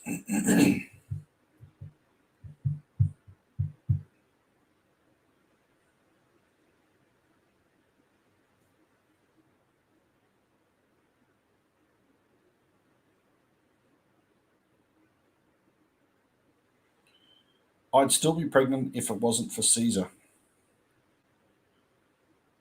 Boom, boom. I take that as a joke. May not be, but I take it as one.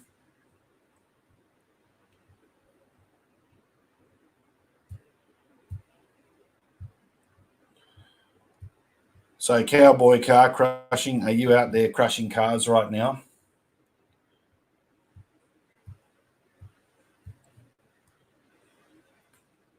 Nope, no joke.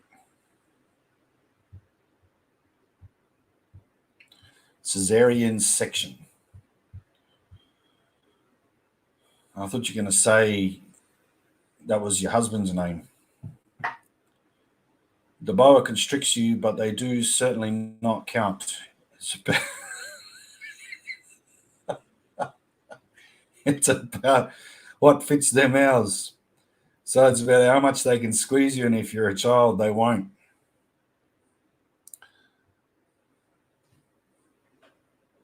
Yeah, well, I'm glad I didn't test the theory.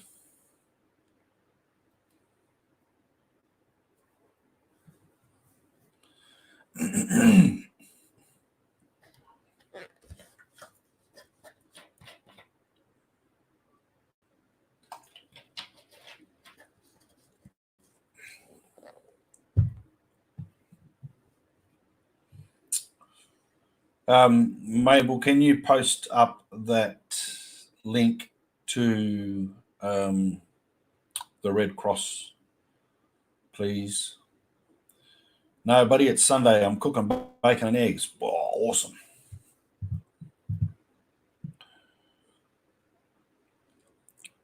I had bacon and baked beans in a toasted sanger today. I bet you don't know what a sanger is. Put my hand on a baby brown once. Yeah, that would have been scary.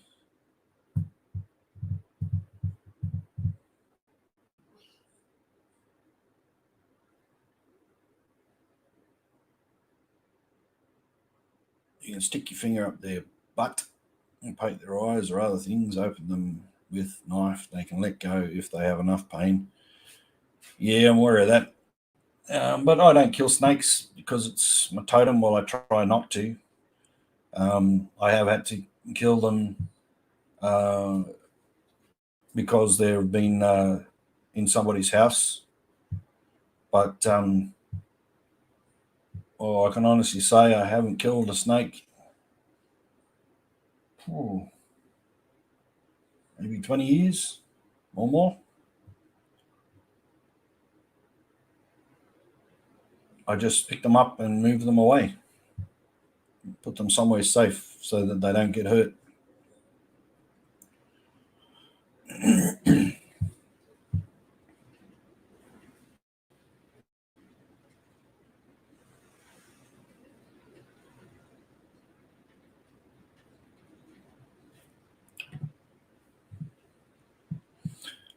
Thanks, Mabel. Have fun with the sister. I'm going to the junkyard. I've got some parts I can make some side money on. Awesome cowboy car crushing. I wish I was there. I would love just rummaging around in those cars and finding all that little bits of gold.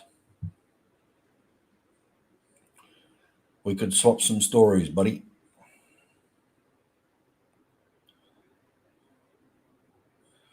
Never had to kill a snake. You just need to be aware of the surroundings. Like normally you will know where they are likely to be, to brood, breed, lay eggs, or eat where their food is.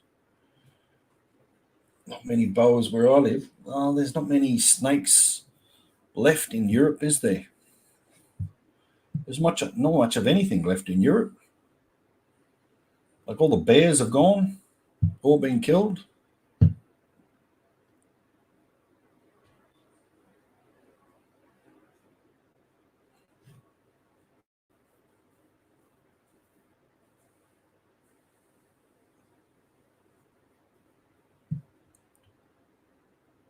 Yeah, like Florida.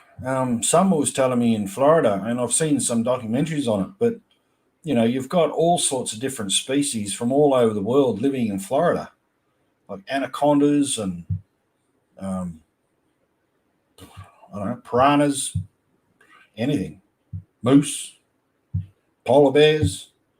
They're all living there.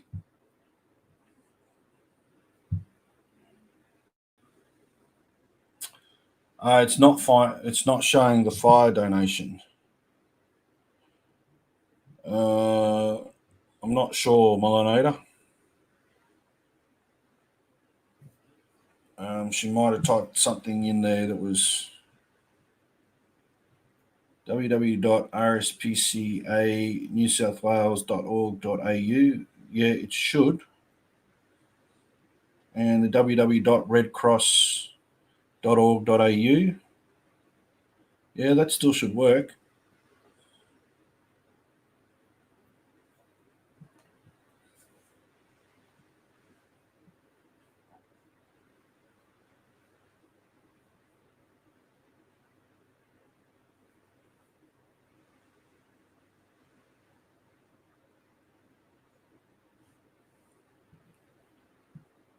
You have some new info on the case, Diane.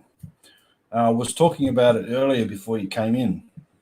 Somebody asked whether I would do true crime, and I said that I wasn't overly fussed about it, but that you and I had a brief conversation about the Paddy thing. Are you talking about Paddy, or are you talking about something else?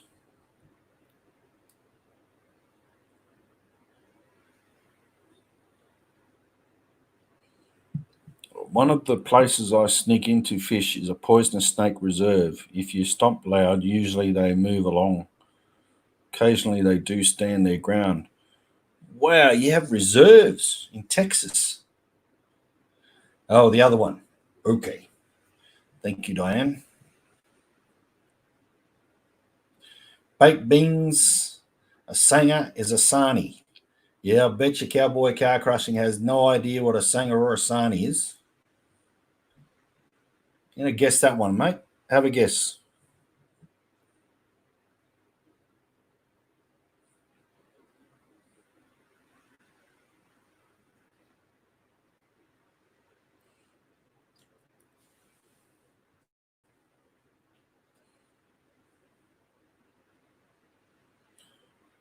Oh, I know you'd love to get stuck in the Paddy one. Yeah, I haven't had time today. Been helping someone with some stuff, and we've had the big cyclone winds and rain. And I had to reply to heaps of messages on my last video that I posted. So just didn't get around to it, but I will.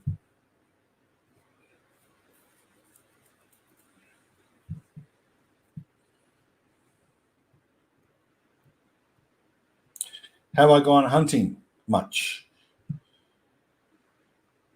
I'll come back to that, Amanda. Can you say it one more time? I'm really listening now. Sang a what? Okay.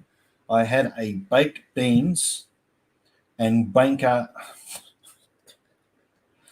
I had a baked beans and bacon sanger. Toasted sanger. So that one's for cowboy car crushing. Have you gone hunting much? Well, if my family needed me to catch fish to feed them, we would all be dead.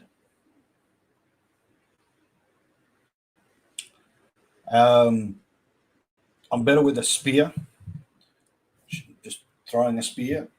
catching crabs, doing those sorts of things. But every time I chuck a line in to catch a fish, it goes, oh, there's a white fella on the end of that one. We're not taking that. And I can be sitting there, I can be fishing with my brothers, and they'll be pulling in fish left, right, and center, and I'll have sat there for hours and caught absolutely nothing. Hunting as in rifles, shooting, yeah, I've done that a little bit. I have gone out and hunted kangaroos before and cut them up, eaten them. Done some hunting for wild horses. I'm not a mad keen hunter. Don't own a rifle. I've had a license, but I don't own a rifle, and I have no intention of having one. A bacon, lettuce, tomato sandwich, toasted. Oh, it's close. It's close. Baked beans. You know what baked beans are? Well, it's baked beans and bacon. So didn't have the lettuce and I didn't have the tomato, but toasted. So yes, a sanger is a sandwich.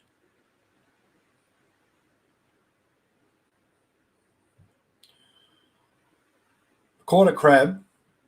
It's a funny story. Caught a crab, and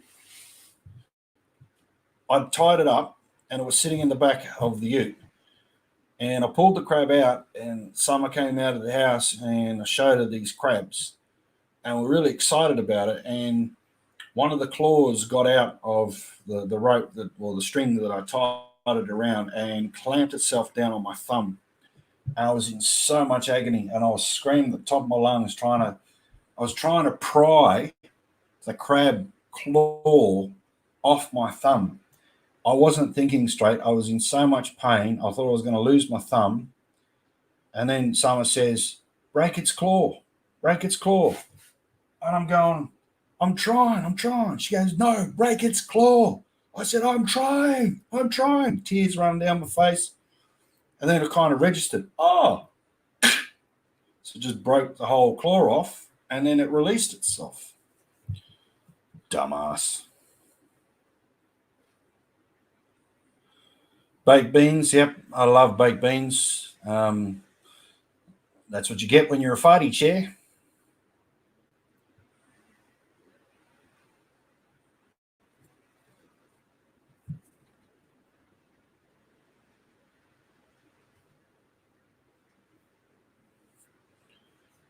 Yeah, I've eaten crocodile before. Not a fan of it. Don't really like it. Catfish, I love catfish. Don't like barramundi. Barramundi tastes like crap. I used to work on a barramundi farm. Back in the day when I was living out bush, the guy I was working for, who wasn't paying me any money,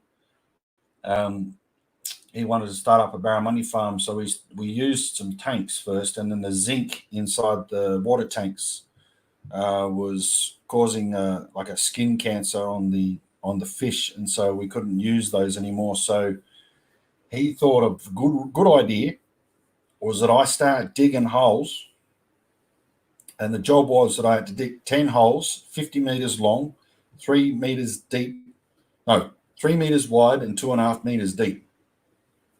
6 weeks into this venture, I got 25 meters in one hole with a shovel and a crowbar, and I dug 25 meters by 3 meters wide by 2.5 meters deep. And he comes to me and he says, mate, you're taking too long. I'm going to get a bulldozer in. Gets a bulldozer in the next day. The bulldozer does it in one day, digs the 10 ponds. And I thought to myself, I actually said it to him with a few expletives added into it. Why didn't you think of doing this before, like 6 weeks ago, before you handed me the shovel and the crowbar? So anyway, we had the ponds, the 10 ponds, and we pumped the water from the river into the ponds and went out and bought some fingerlings, chucked the fingerlings in there. I went and caught some barramundi, chucked them in the ponds, and we started rotating stock. And before I left there, we had 10,000 head of barramundi, and I used to eat barramundi all the time, and I cannot stand the fish. It tastes like crap. So what have I missed?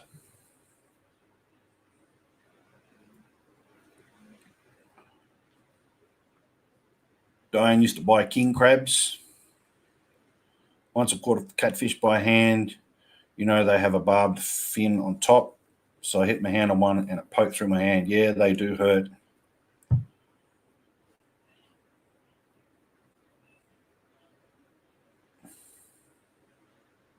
They are reintroducing wolves into Scotland. Wow, that'd be awesome. So there's snakes still in Europe. I didn't think there were.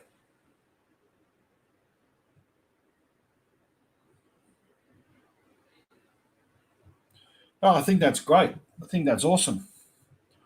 Bring them back.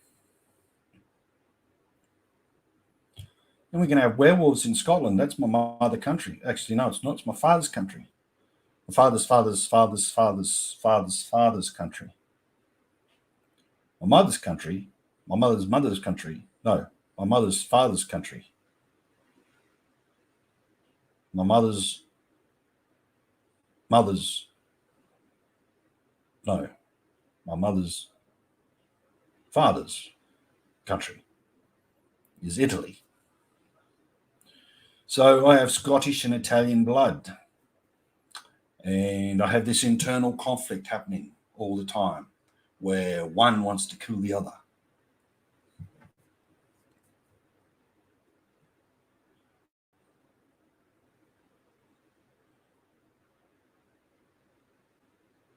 Wolves are very shy creatures. Yep, bring them back to complete the ecosystem. That's what I reckon. Bring them back.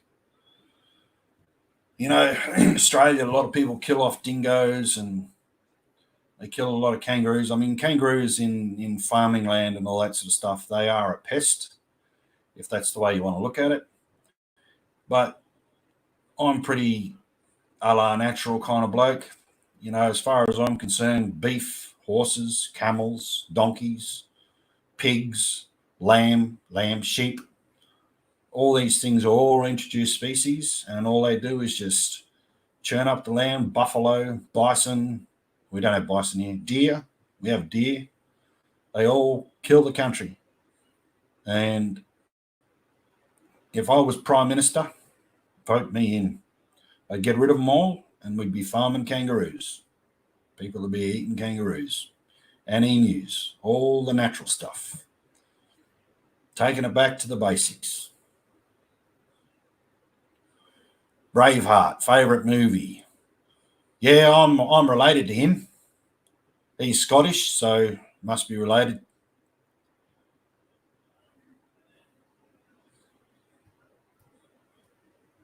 Yeah, I don't know if I'd sleep with 100 snakes,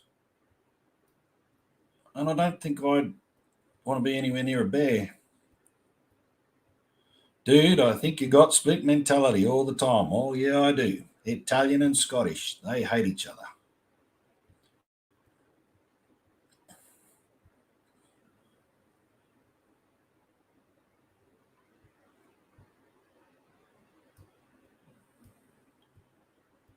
Bit of a history nerd purist. Well, again, if you're not a history nerd purist and you watch Hollywood, then Hollywood is all you have, and it becomes sensationalized, and you think he's absolutely fantastic.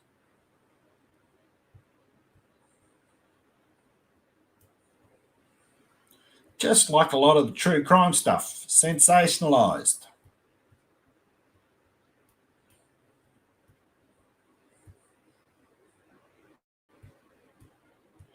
Well, hell, I'm related too. Oh, you're my brother.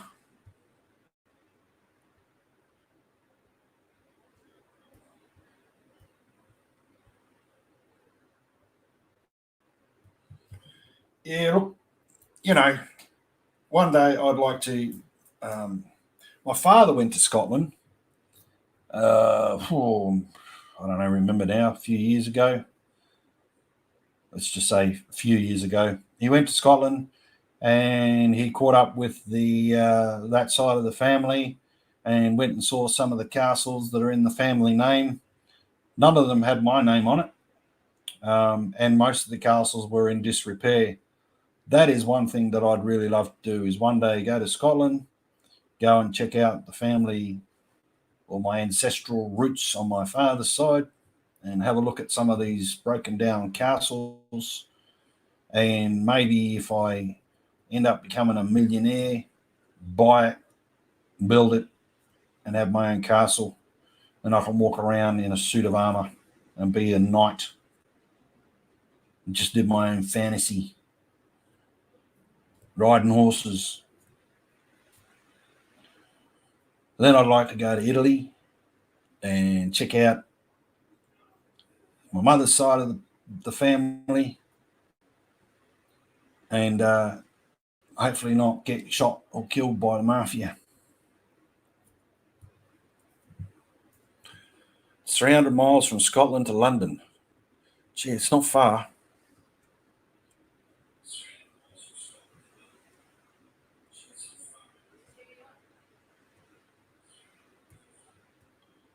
Edinburgh Castle is beautiful, mate. Yeah, look, I reckon any of those castles would look, even when it's broken down, it'd look beautiful.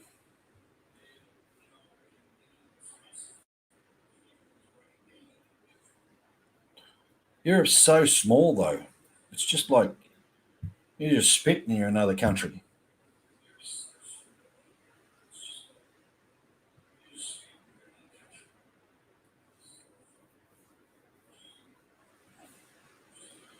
One day, I'll go.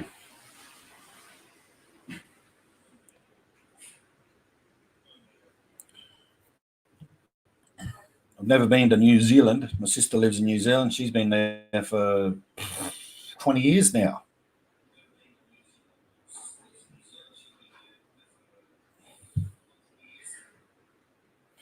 Going to America this year. Summer and I are going to go to America and catch up with the family over there. So looking forward to that. And I know I'm going to completely freak out and I'm probably going to come back with PTSD because of all the cars and people and cities and all that sort of stuff. And I'll come back and I'll be a shivering, shaking mess. But hopefully we're going to go to Memphis. So if you know who I am, I'm Elvis. Absolutely love Elvis. And I'd love to be able to go and see Graceland.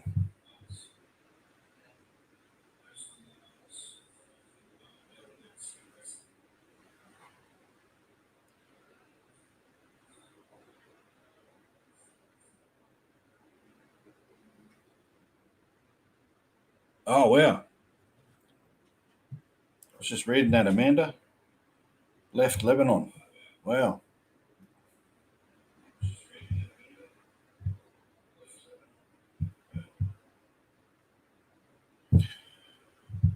Outback, you were raised in a tribe, right? Why did you have an Aboriginal dad? Okay, in a nutshell, very quickly. Um, because everything has a connection. And Aboriginal people want to be able to communicate with you and understand where you sit in the structure, in their familial structure.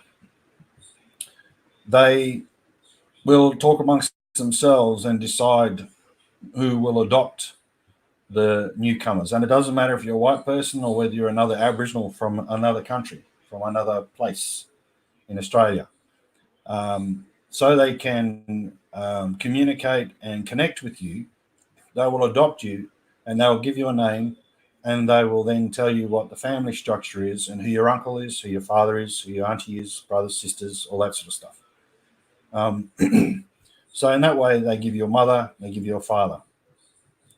And in some Aboriginal culture, you don't have cousins, they're just brothers and sisters. So the uncles and aunties are your mothers and fathers, and your cousins are your brothers and sisters. You're all part of one family, and so it's a very close-knit family structure. So when I grew up, we were adopted in I guess, a tribal way. We were adopted. We were all given names. All my family were given names. We were all told what the family structure is, and we had to abide by the laws of that family structure. And my parents always told me that if you go into somebody else's country, then you do as the locals do, and you respect who they are, and you follow the rules of that country. You don't go in and try and change and make people do the things that you want them to do. Um, we are the ones that need to assimilate. And so that's how I've learned to assimilate into other cultures. And Summer is exactly the same. So when she came over from America, she assimilated into the culture. She was adopted into a family. Um, she has an Aboriginal mother. She has an Aboriginal father. And if you saw Summer and her mother sitting down talking to each other, apart from the fact that one is white and one is black, you wouldn't even know that they were not blood, because of the way they interact with each other is exactly like a mother and a daughter, including her father and also her brothers and sisters she interacts with. Um, well, mainly her sister, not really her brother, because you're not allowed to talk to your brothers. Well, let's not go there.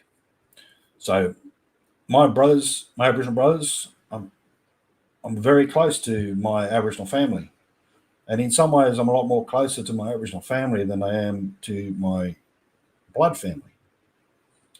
Particularly my cousins and my uncles and my aunties. I couldn't even tell you what my cousins' names are for most of them. But my Aboriginal cousins or my Aboriginal brothers and sisters, I can tell you who they are. So why I've got an Aboriginal father is because we were adopted, just like any adoption out there, I guess. And that's one reason why Parker is with us. In cultural way, he's actually my uncle, but in a white fella way, I'm his father. So in a cultural way, when he gets to the age of 18, 19, 20, I would be calling him uncle. And I'm not looking forward to that.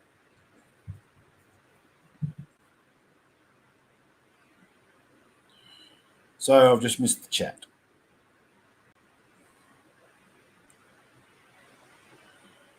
Really, pardon the pun, that must have been terrifying. On the thick coat. I knew Elvis was alive. Indeed. Cowboy car crushing, been to Graceland 3 times. Yeah, don't rub it in, mate. Don't rub it in.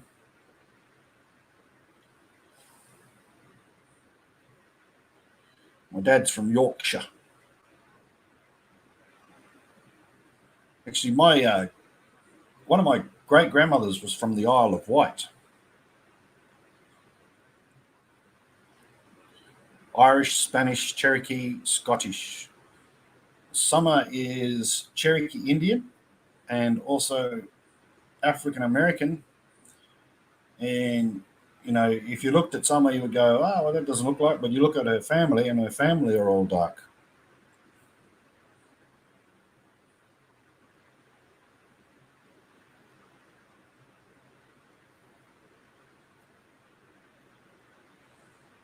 That's good, Amanda, assimilating into the new culture.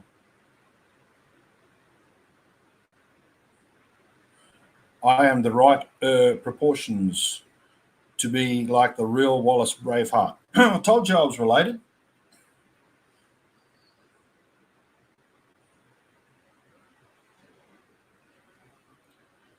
I don't watch Hollywood. History makes me chunder angrily. Yeah, Hollywood's got a lot to answer for. They had to flee the country, and they felt like the Indigenous people embraced them. See you, Diane.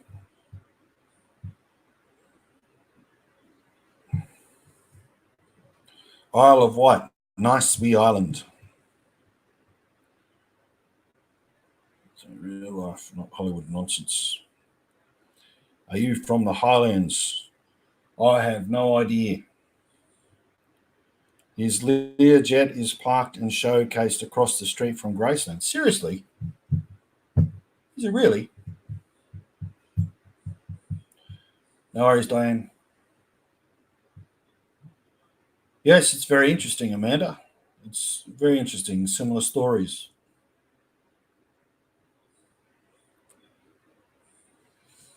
I didn't know that the Learjet was parked across. I think someone must have told me that, but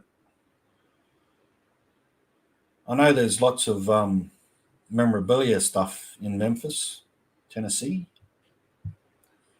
And apparently Graceland isn't that big.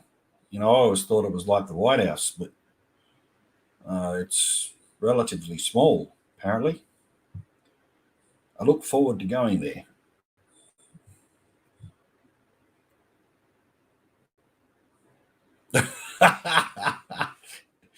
Walk out with PTSD. Jungle Room. Is that the one where they've got all the jumpsuits and all the golden records and all that sort of stuff? Yeah, and I think my eyes would be going, woo. Edinburgh here.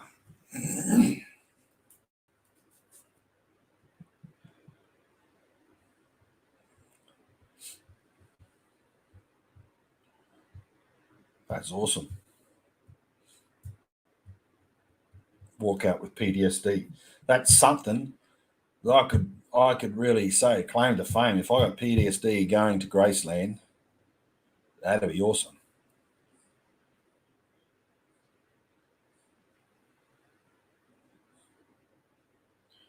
Ringneck Indian parrots. Yeah, wow. Yeah, I mean, in all these countries, no offense to our English friends, but they used to they brought all this stuff over sometimes. Where do we get toads from? We got toads from Brazil. Thanks, Amanda. We brought toads over to eat the bug that was eating the sugar cane, and so the toad comes over, eats the bug. Then there's no predator to eat the cane toad, and then the cane toad kills off everything. And then you've got sheep. I don't even know where sheep came from. I'm just going to say England. You got sheep. Was it New Zealand? I don't know. No, it wasn't New Zealand. It's from England. You brought sheep and you brought heifers and horses. I don't know. Where did horses come from? Egypt? They come from Egypt? Middle East? I don't know. Wherever they came from. I mean, there's a place up in the Northern Territory called Croker Island that has miniature horses. And they come from, like, what are they called? Tupang or something like that. They come from Asia.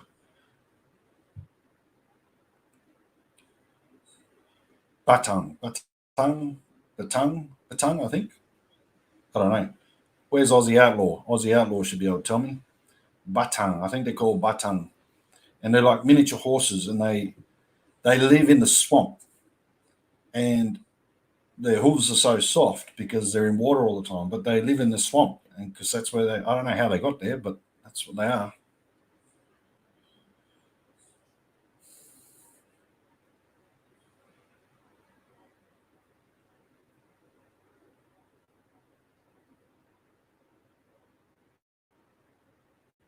Teach people to make fancy purses out of the toad skins, and they will be gone soon. Yeah, look, they do sell toad leather and toad wallets and toad key rings and all that sort of stuff. But they've been slowly going over the top end. So they started in Queensland. They came into the Northern Territory. Oh, probably. Oh, we're looking at 20 years ago. And then they've slowly been coming over to Western Australia. They're currently in Kununurra in Western Australia, and then they'll slowly move over. So probably in the next 5 to 10 years, we'll have cane toads over here where we are now. Not looking forward to that. It's the over-the-top decorating. His taste is a poor boy that found money. He took it too far in the jungle room. Yeah, I'd love to see it, but I hear what you're saying.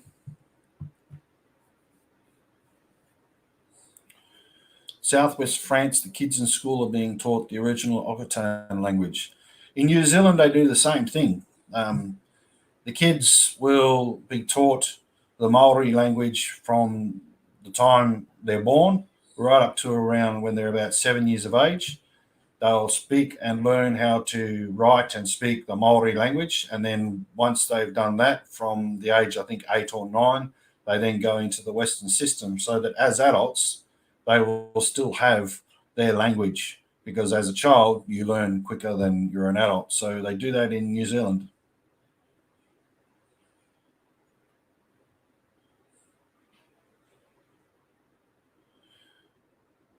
We've some of our wildlife have gotten wind of how to knock off the cane toads. The magpies and the hawks and the dingoes, wild cats, the goannas as well. They flip them over onto their back, and then they eat their guts out. So that's how they get rid of them.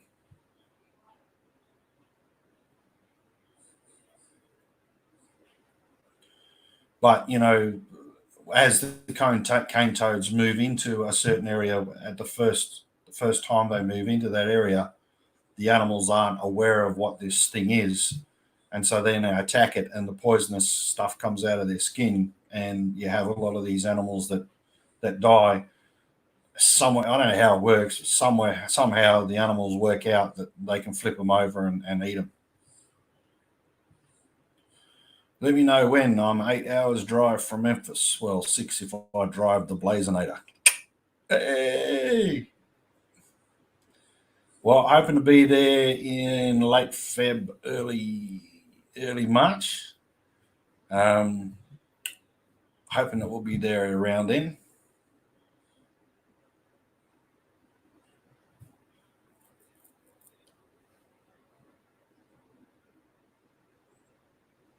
It's sad because Okatani is beautiful, but it was considered to be unsophisticated stuff.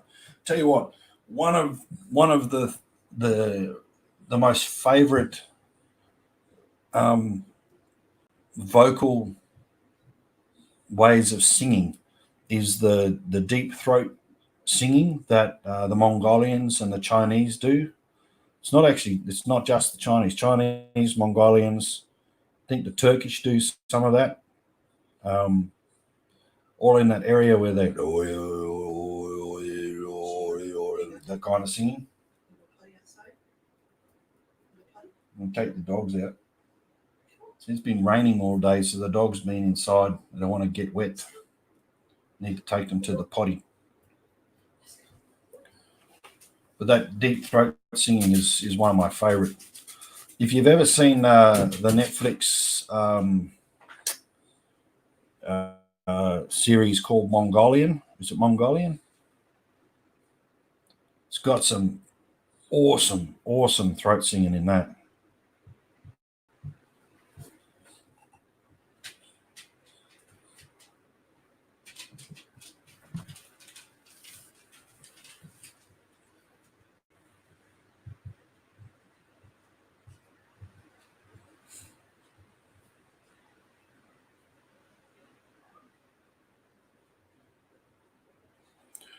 Yeah,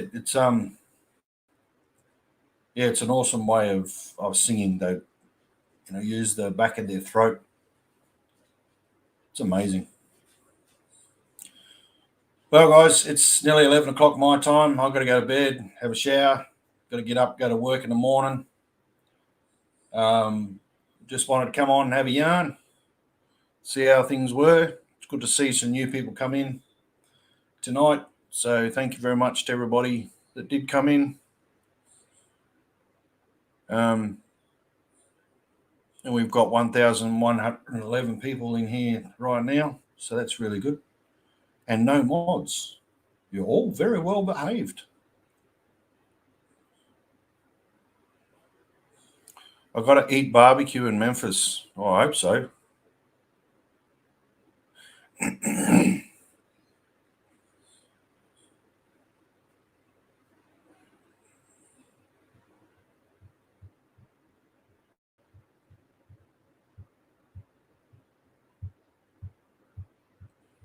No worries, Amanda. Thank you very much. Nothing wow, blow your socks off kind of thing. But yeah, I'll try and do this once a week just to say hello and say thank you to those people who are supporting my channel.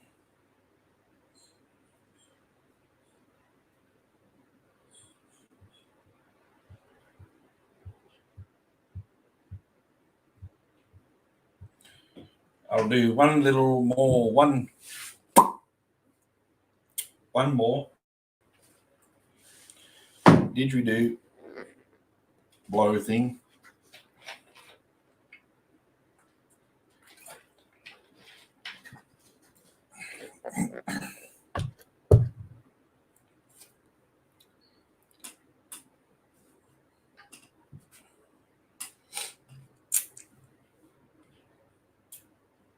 See if I can do the circular breathing.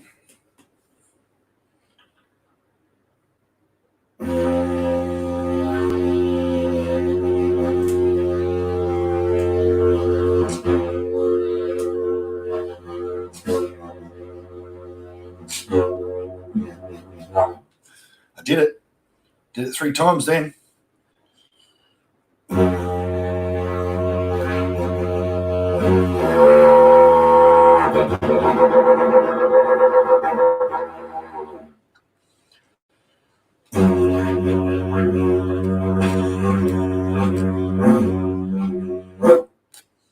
Ah! Damn. Can I pimp my stuff? I always return the favor when you check out White Car Crushing. Yeah, pimp it, man, pimp it.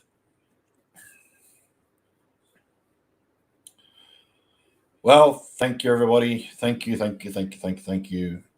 We're now starting to slide off the counter. We now only have 900 people in the chat. Just woke up the kids. So thank you, guys. Yes, YouTube is a crazy place, and thank you for being here. Thank you for just listening and being part of my little yarn. Prayers for Australia in the fire-torn areas of the East Coast. There are fires over in the West Coast as well, down the bottom near Perth, but most are on the East Coast. And if you're able to donate any money, then if you can donate to the RSPCA New South Wales, so I think that's www.rspcanewsouthwales.org.au. And if you can donate to Red Cross as well, that's www.redcross.org.au. Otherwise, look them up online. And if you're able to spare $1 or $2, then please send some money to those places.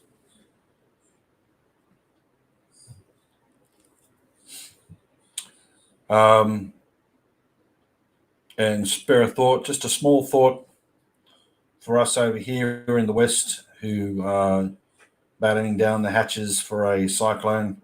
If it turns into a cyclone, it's not going to be a large one. It's going to be okay, I think. But there could be some damage. I know the roads are now cut off, so we won't be able to get to Broome probably for the next couple of weeks. So, yeah, wherever you are in the world, look after yourself, stay safe. Don't do anything I wouldn't do. All right. Thank you, people. God bless and good night.